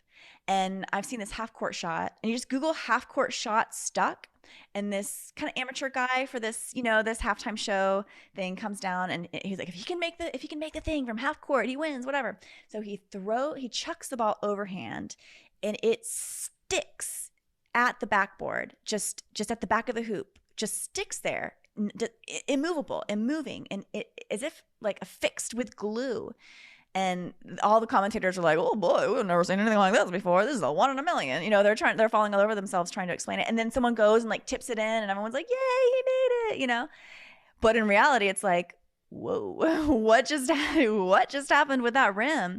And it's like with football over here, like when you look and you just think you're kicking a football, but the ball that they use for football actually has a disc in it, and it's called a flight disc. And somebody who I know actually caught the ball in the crowd one day from like a cup final, and he kept it. And when he got it home, it had a disc in the ball. And they in the paid, soccer ball. yeah, the and they paid for it. It's in the museum now. They bought it off him and put it in the museum. What? So like a gyro, like a gyrating disc Manchester, inside the ball? A flight disc. It had it had a picture of a disc. I remember it now. A picture of a disc on the ball, and it said there's a flight disc inside this ball, and it was from like a cup final or something, and it got put in the Manchester United Museum. He got paid for the ball. He got it bought off him. It could be nothing. It could just be what they do with professional footballs, but you're never under the impression that there's actually a disc in the ball helping it. What does a disc mean? I'm confused. What's a disc? It looked like a picture kind of a CD disc. That's what it kind of looked like on the picture. Interesting. Oh, okay. Some sort of it's so like when receiver, they can curl it. It might help them curl the ball, or when they do these amazing shots, and it might be somehow controlled. Yeah. Maybe it was a magnetic element. The disc inside has some sort of magnetic element which could react with the frame of the goal, of the metal framing of the goal, and any part of the goal could have a specific pull or repellent nature. Maybe that's how they bend it. They don't bend it because they're magical. They bend it because they kick it straight, and the goal attracts it one way. Yeah, I could believe that. Yeah. You remember a few years ago with Mark McGuire and Jose Canseco and the doping scandals in the Major League Baseball.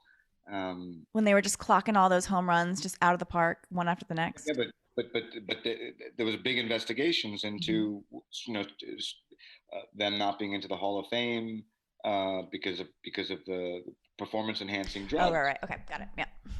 What I think is that we were loosed on the entire PED scandal. Right? In that they were fall guys to make it look like the trickery was the players. And the trickery wasn't in the damn ball. Yeah, perfect. I'm on 100%. In other words, it wasn't the players that were corrupt. Yep. It was the game itself. You got it. That's good. It's entertainment, and they're allowed to entertain, aren't they? It can be rehearsed, and they can do whatever they can to make it entertaining. Absolutely. Nobody ever got in trouble, right? Nobody ever got in trouble. All it requires is them to swing to swing at the right time, and actually hit the ball. And it could be remote controlled. It could be magnetically pulled. There could be some sort of invisible string that we just are not able to see, whether it's an energetic component, whether it's like radio, like even sound waves carrying something. There's probably something going on that we may not have even been able to like cognate yet as humans, because we're just not familiar with how things work. Murph, you mentioned how we don't really know how our own bodies work. It's 2021 and we don't even know how our health systems work. I have a feeling that because we've been fed fake physics for so long, we don't know how things work. And so whoever's designing the deception just has to use everyday stuff, like the magic that's all around us. We just are completely blind to it because we've been fed false physics this whole time, and we believe everything works in a way that it doesn't, and we couldn't imagine things are as simple as they actually are. Well, you have to think in any situation comes down to again the practical aspects of how much money's involved. Right. We're talking billions and billions of dollars, merchandise, TV syndication. But money doesn't matter. Money's an illusion. All that's just to keep us sucked in. Well, the only reason why I'm saying that is not because I necessarily think that. I'm saying that in order like pushback on, for example, I always talk about one friend specifically who I kind of like, I don't really speak that much to because they think that everything is a conspiracy theory. Sure. that I talk about and I don't think I'm a conspiracy theorist, but whatever, and that's up for discussion, I guess. When I found the magnet stuff with the basketball, I sent it to him, trying to show him part of me was he really likes sports, has always been like a sports guy, and I always was I was always we were great friends, but I was always the guy who was like, oh, you're being fooled by the man, like bread and circus kind of stuff. Sports. I was that guy, and he was all with the sports. And then I sent it to him, and he watched it, and he said, I believe it. Wow. Oh, wow. But it doesn't change. But it doesn't change the fact that he still enjoys watching it. So he watches it knowing that it's fake, but still enjoys it nonetheless. You'd think that it would take away the magic once you realize it's all. Or maybe he's just bullshitting me, and he doesn't realize that it's fake, and he doesn't want to realize. Like, yeah, Murph. I watched it. I watched your video. Sure. He also believes the Viking shaman wasn't a contrived thing. So. From January 6th, from the Capitol insurgents on DC. Is DC still locked down? I mean, is it still barricaded? I don't want to get too sidetracked on DC, but does it still look like that police state where you can't like access anything and it's just completely barricaded? Yeah, the most recent article I said, it was a post about it, and they said that they were talking about building the wall even like further up or something. God. Weird. Like the whole thing is so loose. It's very strange. Strange. I think the whole story's fake. I do too. You guys ready for a question? Oh yeah. Rambo, you ready for a question? Yeah. Okay. This is something that we haven't really talked about on the shows, and I think that it's a great topic. It's very controversial. What do you think of the Mandela Effect? Well, I think it's fake. Like we have talked about it, haven't we, before? And I think it's just to show you that they can change your mind on something and make you believe that that's not what you remember. It's actually this, and people will just accept that, won't they? That what they originally thought, I was wrong. They can make someone doubt their own thought with it and their own memory. Right. So the premise of Mandela Effect is that we remember things a certain way, but then we are shown that they were actually another way, or they have changed, and what we remember does not exist anymore. It has changed. It was one way, but now it's this. And there has been some sort of tear or rip in the fabric of time to create a new version of reality. COVID's kind of the Mandela effect, because the flu is now COVID. So anyone growing up will remember young kids now will just call the flu COVID, whereas older people are like, well, it used to be called the flu. And a common cold as well, like just having a cold is COVID as well. Like, anyway, yeah, everything is now under the umbrella of novel coronavirus 19 until it gets a new name with the mutation. I don't think they call it coronavirus 2021 yet. They still call it COVID-19, which is interesting because it kind of came out in 20. Anyway, whatever. Mandela Effect, and it's named after, the reason it's called Mandela Effect goes back to Nelson Mandela and the idea that we remember him dying in prison, but he never died in prison. Is that what the whole Mandela Effect is about? Do you guys know? I don't know. I know it has something to do with him. I think it's something about him dying in prison and whether he did die or didn't die. It goes against, because he was actually still alive, surprise, or until he died later. But apparently at some point on some timeline he died in jail. I don't remember that. I don't remember him ever dying in jail. I just remember him dying later. And so I was always kind of skeptical of the Mandela Effect because I didn't buy the original premise. Granted, it sounds like I don't really know the original premise. But that said, I will die on this hill. But, I remember someone saying, yeah, it's about Mandela dying in jail. And I was like, man, he died in jail? Like, what? What's going on? I know he was in jail. He was jailed, but I never remember him dying in jail. And then someone said to me, oh, well, that's because you're on a different timeline. And so you wouldn't remember that. You wouldn't remember that. And I go, okay. Oh, wild. That's wild. But okay, sure. And I've actually been really into the Mandela Effect and thinking that things have changed and things were one way and they have fundamentally changed. And I look back and I'm like, no, it was a certain way. So I believe like the Berenstain Bears changed and it was spelled one way and now it's spelled the other way. So I did believe that, and I believed it was some sort of universal universal event where the fabric of space and time was manipulated, whether it was the CERN stuff that, you know, we've kind of touched on CERN, on what that means and how it exists. And, you know, if CERN events are ripping the space-time fabric and colliding these atoms. And anyway, so it seems to be tied to these like atmospheric, elemental, energetic events that change our space and time. And people say that 9/11 was one of these fracturing events that created multiple timelines, and that could have been such an energetic event that it fed into the Mandela effect.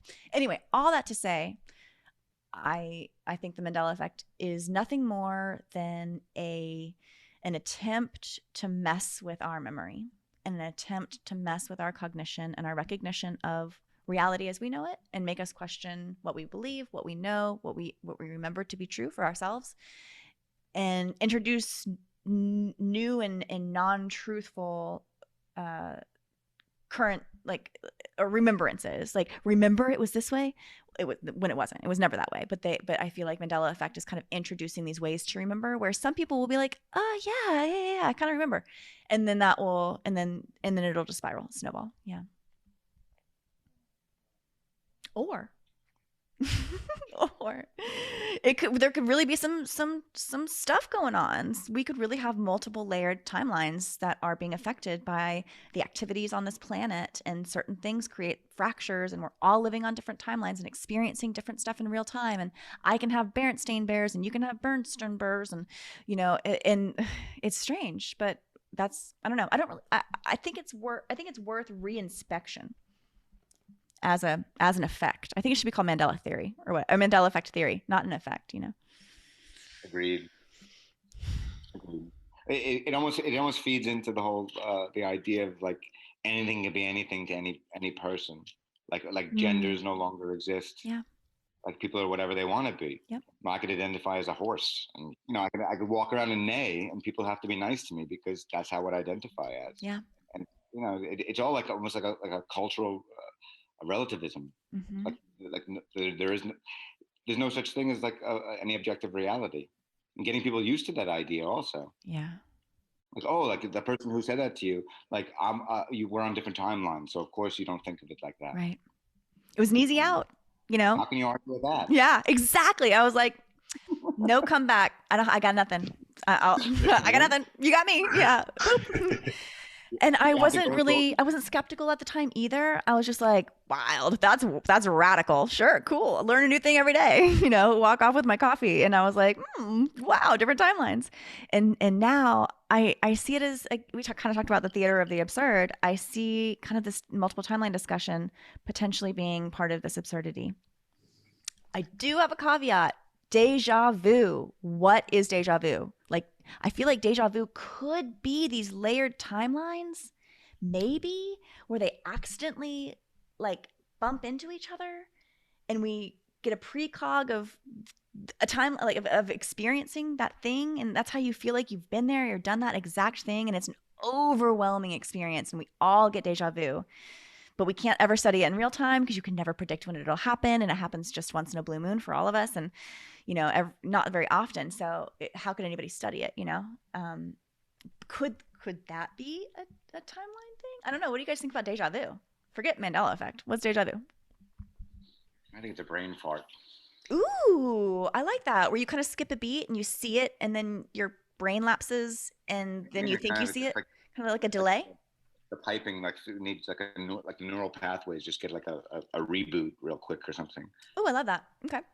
It does feel like a skipping, you know, like kind of like a skip on the record of your brain. Mm-hmm. Yeah, like just recently, just the other day, I got a brand new iPhone, right? And for some reason, it skips like crazy on me. And I'm just saying, like the most advanced technology or something, it still has these weird skips in it. Yeah, totally. Oh, whatever. I don't know. Yeah, you need a new iPhone. You need to return that thing. I think so. I probably won't get around to it though. No.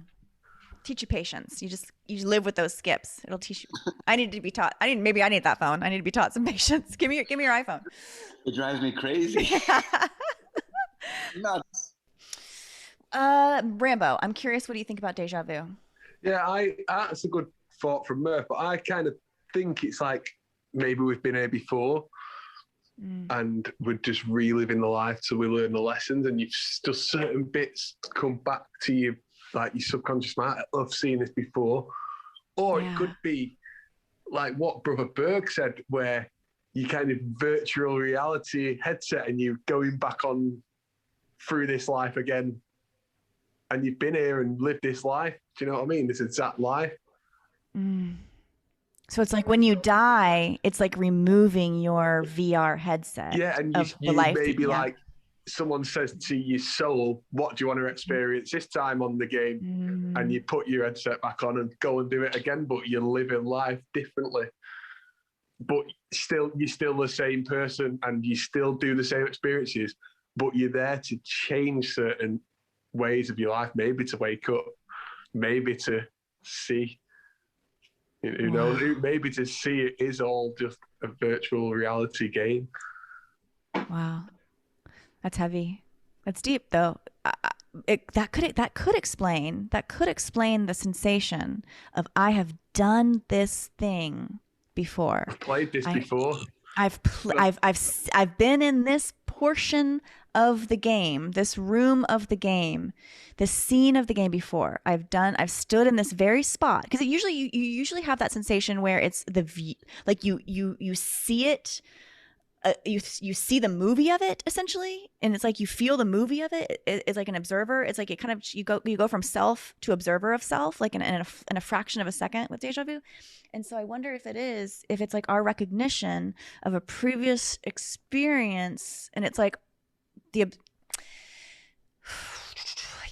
vu. There's a reason that it's unexplained. There's a reason that it's a shared phenomena from all humans, probably throughout all time. I want to look and see how early deja vu has been recognized or talked about, but or studied, or even studied. But I think that it's very interesting that we can't quite put our finger on something that is so ubiquitous. But you feel so sure that you've experienced it before, though, don't you? That's the thing. So sure. At the time, you feel so sure you have seen that environment before. Yeah, overwhelmingly so. I remember getting deja vu a lot more as a child. I remember having the sensation a lot more as a child. And Murph, that could go back to your thought, where as a kid, your brain is still trying to figure out. It's like clumsy on the taking in of the light. It's like a new, this video camera, the recording coming on through our eyes, into our transferring onto the track of our brain. Maybe there's a few little frames that get skipped or repeated or blooped or fuzzed out, crashed. just like in an old theater. Crashes. Yeah. Or game crashes, exactly, and it reboots very, very quickly, and so you repeat that one iterate, like that one frame, because it crashes and kind of picks back up at the same spot you were. And so in a way, you did experience that just a minute ago. It wasn't at a different time. It just happened, but you're just like re-experiencing that because you just crashed for a minute. Ooh, yikes. Our understanding of how the mind works, we don't understand what happens when we sleep. Right. What if you're awake when you're dreaming and asleep when we're awake? They're all theories. At the end of the day, they're all theories. So I like Brother Berg. He has such a refreshing, he's great, and clean and pure outlook on things. Yeah. And his spirit shines through on the way he looks at things. Yeah, I've connected with him on Zoom before. Just sometimes I connected with AYZ. We all know him as AYZ, but it's Eyes. That's his name. And so I've connected with him. He's really great. Like same spirit. Spirit shines through. Brother Berg, spirit shines through. Like these people in our community, these individuals behind these avatars, have like such bright orbs inside. Like we can see through like a fake profile picture. Like we all have fake profile pictures, but somehow there's this like true inner light that somehow is shining through.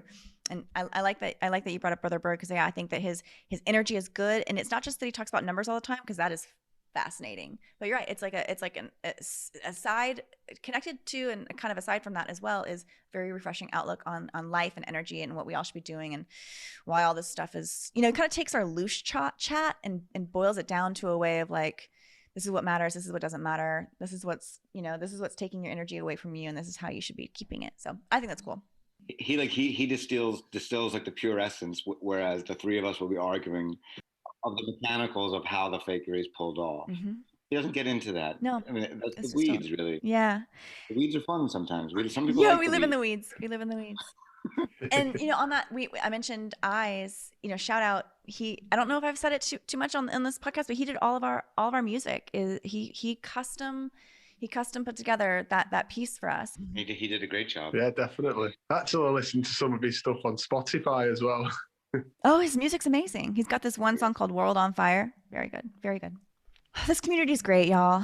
This community is uplifting. Sometimes, like real life can be overwhelming, and I know that all three of us, something that we share is we come to Twitter and come to our this community. We dip into this community, whether we're on Twitter or whether we're listening to podcasts from each other within this community. It's a retreat. It's a calm. Even though it seems like there's so much going on, and there's just, like, we can get Murph, you can get really riled up and wrapped up in things. I'm looking at you, Murph. Energetically, it can start to take over, but it's refreshing, and I feel so lucky to have this space that we share all together, like the sandbox that we're playing in is really it's not Tiger Woods sand, it's not table salt, but it's better. It's better than that, and I think that I'm just really happy that we get to do this and we get to spend this time together. I really enjoy it as well. It's like you said the other day, it's an extreme hobby that we love. Extreme hobby. Yeah. Hobbyist to the extreme. You too, Murph. I know that you've got people that are so engaged in everything that you do. We all do, but I see it more. You've got a little bit more of we talk about it, a little bit more of the fiery debate, higher energy, dialogue in your comments. One of the reasons why I think I'm almost forced to respond to some comments is because I think that if I don't, people that are going through it afterwards will think that they won't have a counterpoint to what the person said. Yeah. You know what I mean? Yeah. So I feel like I almost have to, and especially when it goes back to the old kind of like conspiracy 101, QAnon. Yeah. Everyone in Hollywood is a tranny, pedo, rapist, a Satanist. I mean, Hollywood, the Satanist, pedo kind of stuff, which really, I mean, I'm not for censorship. I don't think it was right necessarily that like maybe real people were just kicked off because they were stupid enough to fall into the Q stuff and didn't get out of it yet. Yeah. Or maybe they won't. Maybe they will never get out of it. But when I see like when people are going around, especially people who are claiming to be truthers, right? And the worst thing is when someone's on a thread, and if you notice this, it all falls apart. Like one person will come in and ruin the vibe. Yeah. And go back to the old school mentality. Misdirects, and everyone stops the energy that we were on, and and then people out of nowhere just start going in and like agreeing with the person, and you realize a hornet's nest, and it's on your thread. You get railroaded for sure. You get railroaded on your own thread. I do wonder if some of those are bots, and they're bots to put in a moth to a flame. Yeah, especially when they write anything about COVID, they'll always have somebody come in and go, well, my mum died of COVID, or my uncle. Yeah, but every time, and that is, I feel like that's like a trigger word for bots if they are really bots, which I do think they are.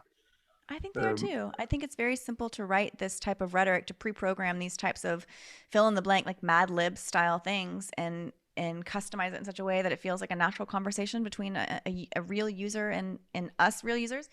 Well, I mean, I could right now, after we get off the podcast, find some random photograph of a pretty 30-something-year-old girl, and write the bio, and you could go to thispersondoesnotexist.com and make a profile. And pull a face, make a profile, and mix in with the crowd, and nobody will tell. Nobody would notice. Just like anything else. I mean, people other than, and I wrote that today. I said something about the everything is fake thing, and I put it in quotes because obviously we don't think everything is fake, right? But it's kind of just like kind of jujitsu back on the people who use that against us, right?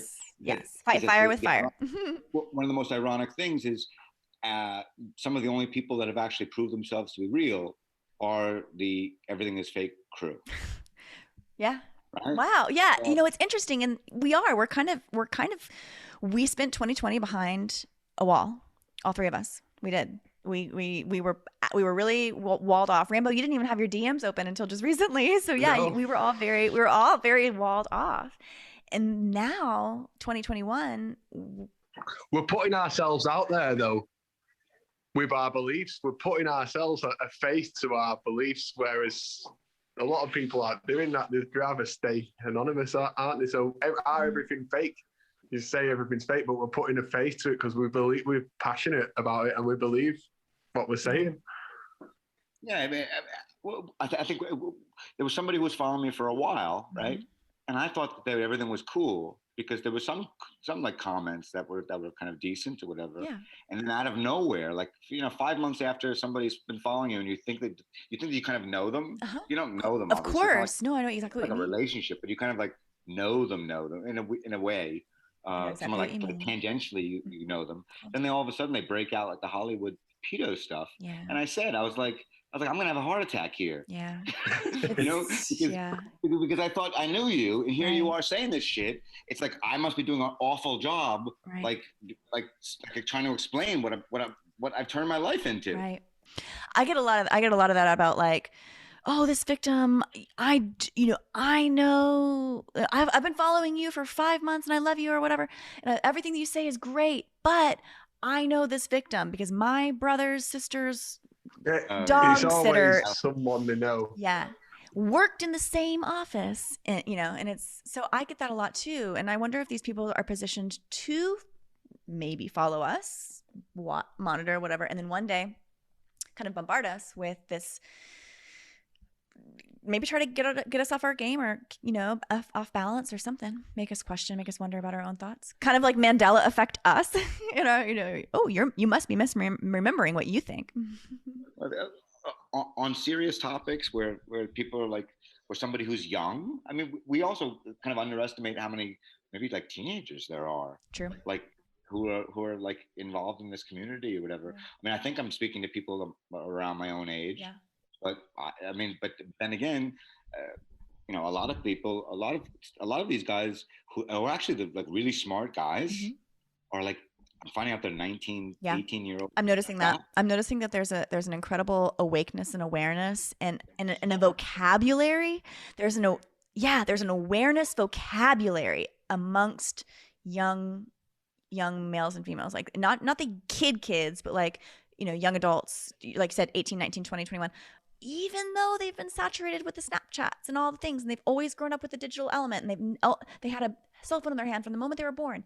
Even so, I feel like these kids are somehow able to separate themselves from the unreality that older generations are absolutely tied to. Like younger kids are like, 9/11 CGI. What do you think? Duh. Look CGI to me. I feel like there's a younger element that's just like, no big deal. No big deal about that. Whereas older people, like anybody my mother's age, or even people my age, they could never entertain the idea of a CGI element of planes not actually hitting the towers. They could never entertain that. But younger kids are like, that's just how it works. That's what they do. They CGI stuff.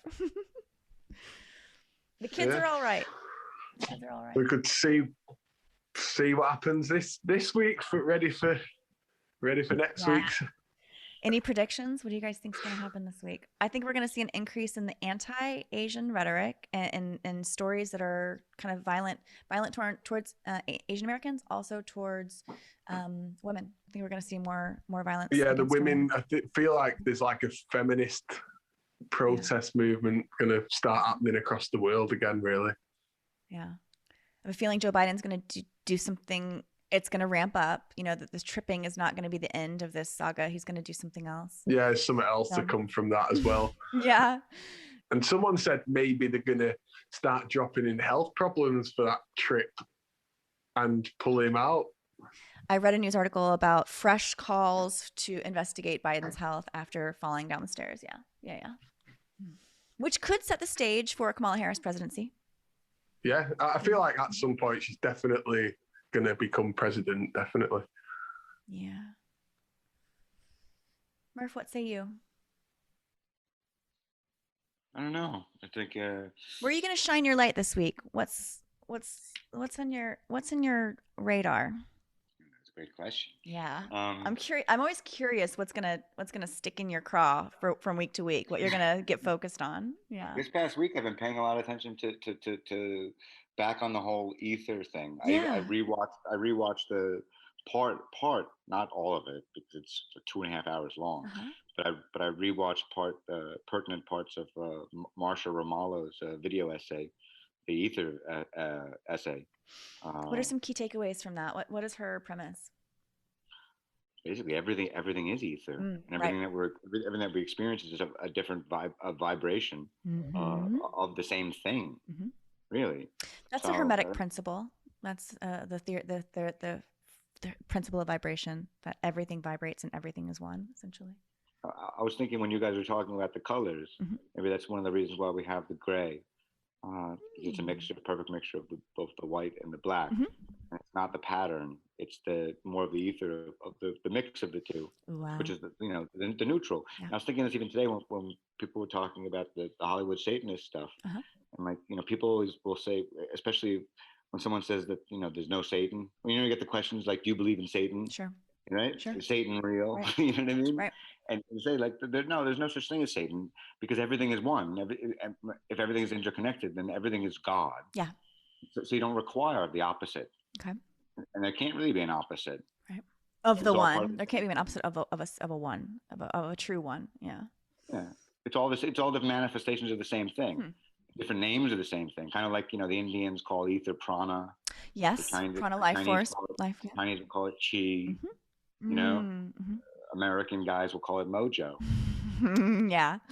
Yeah, right, for sure. Interesting. Yeah, that pranic life force, we breathe in the energy that we get through our breath, connecting our breath to our body, breathing in the energy.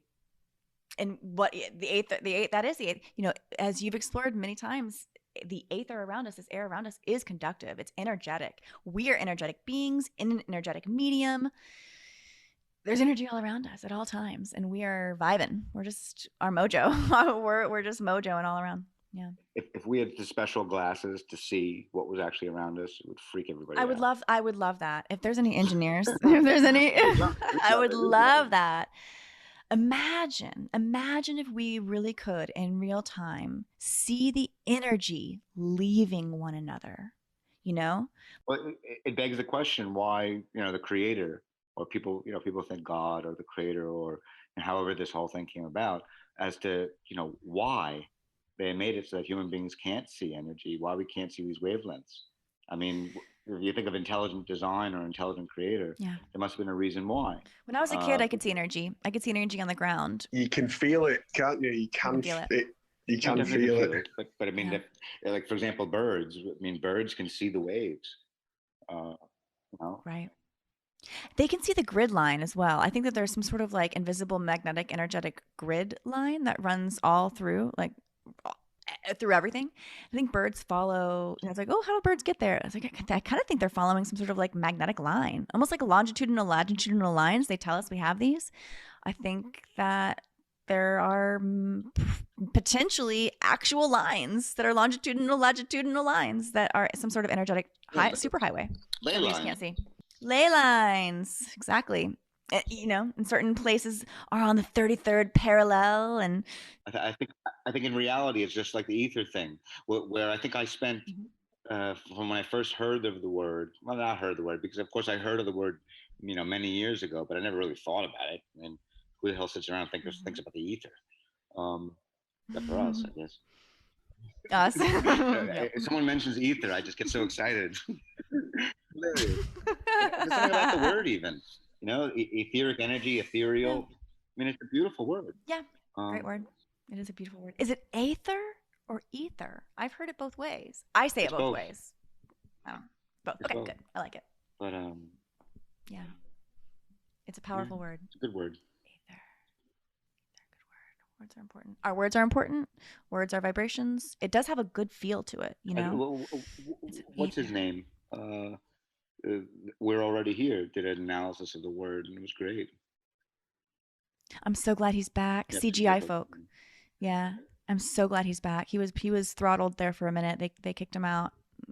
Twitter wouldn't let him get back in, but he's back and he's doing all of his word investigation, his name takedowns, where he takes a name, takes a word, and he scrambles it a million different ways and finds all the anagrams for it. And it's so incredible how these ideas embedded into the stories verbalize themselves just from the name. Like when he does it on serial killers or someone who has like this really bad vibe person who's done lots of bad things, there's always these words in the name that indicate the type of the energy, like bad words within it. I wish I had some great examples, but the one he told me, JonBenet Ramsey, her name anagrams to enjoy our basement, which I think is incredible because she was found in the basement. And anyway, that's a gold one. That's one that he sent me, and I was like, you are a magician.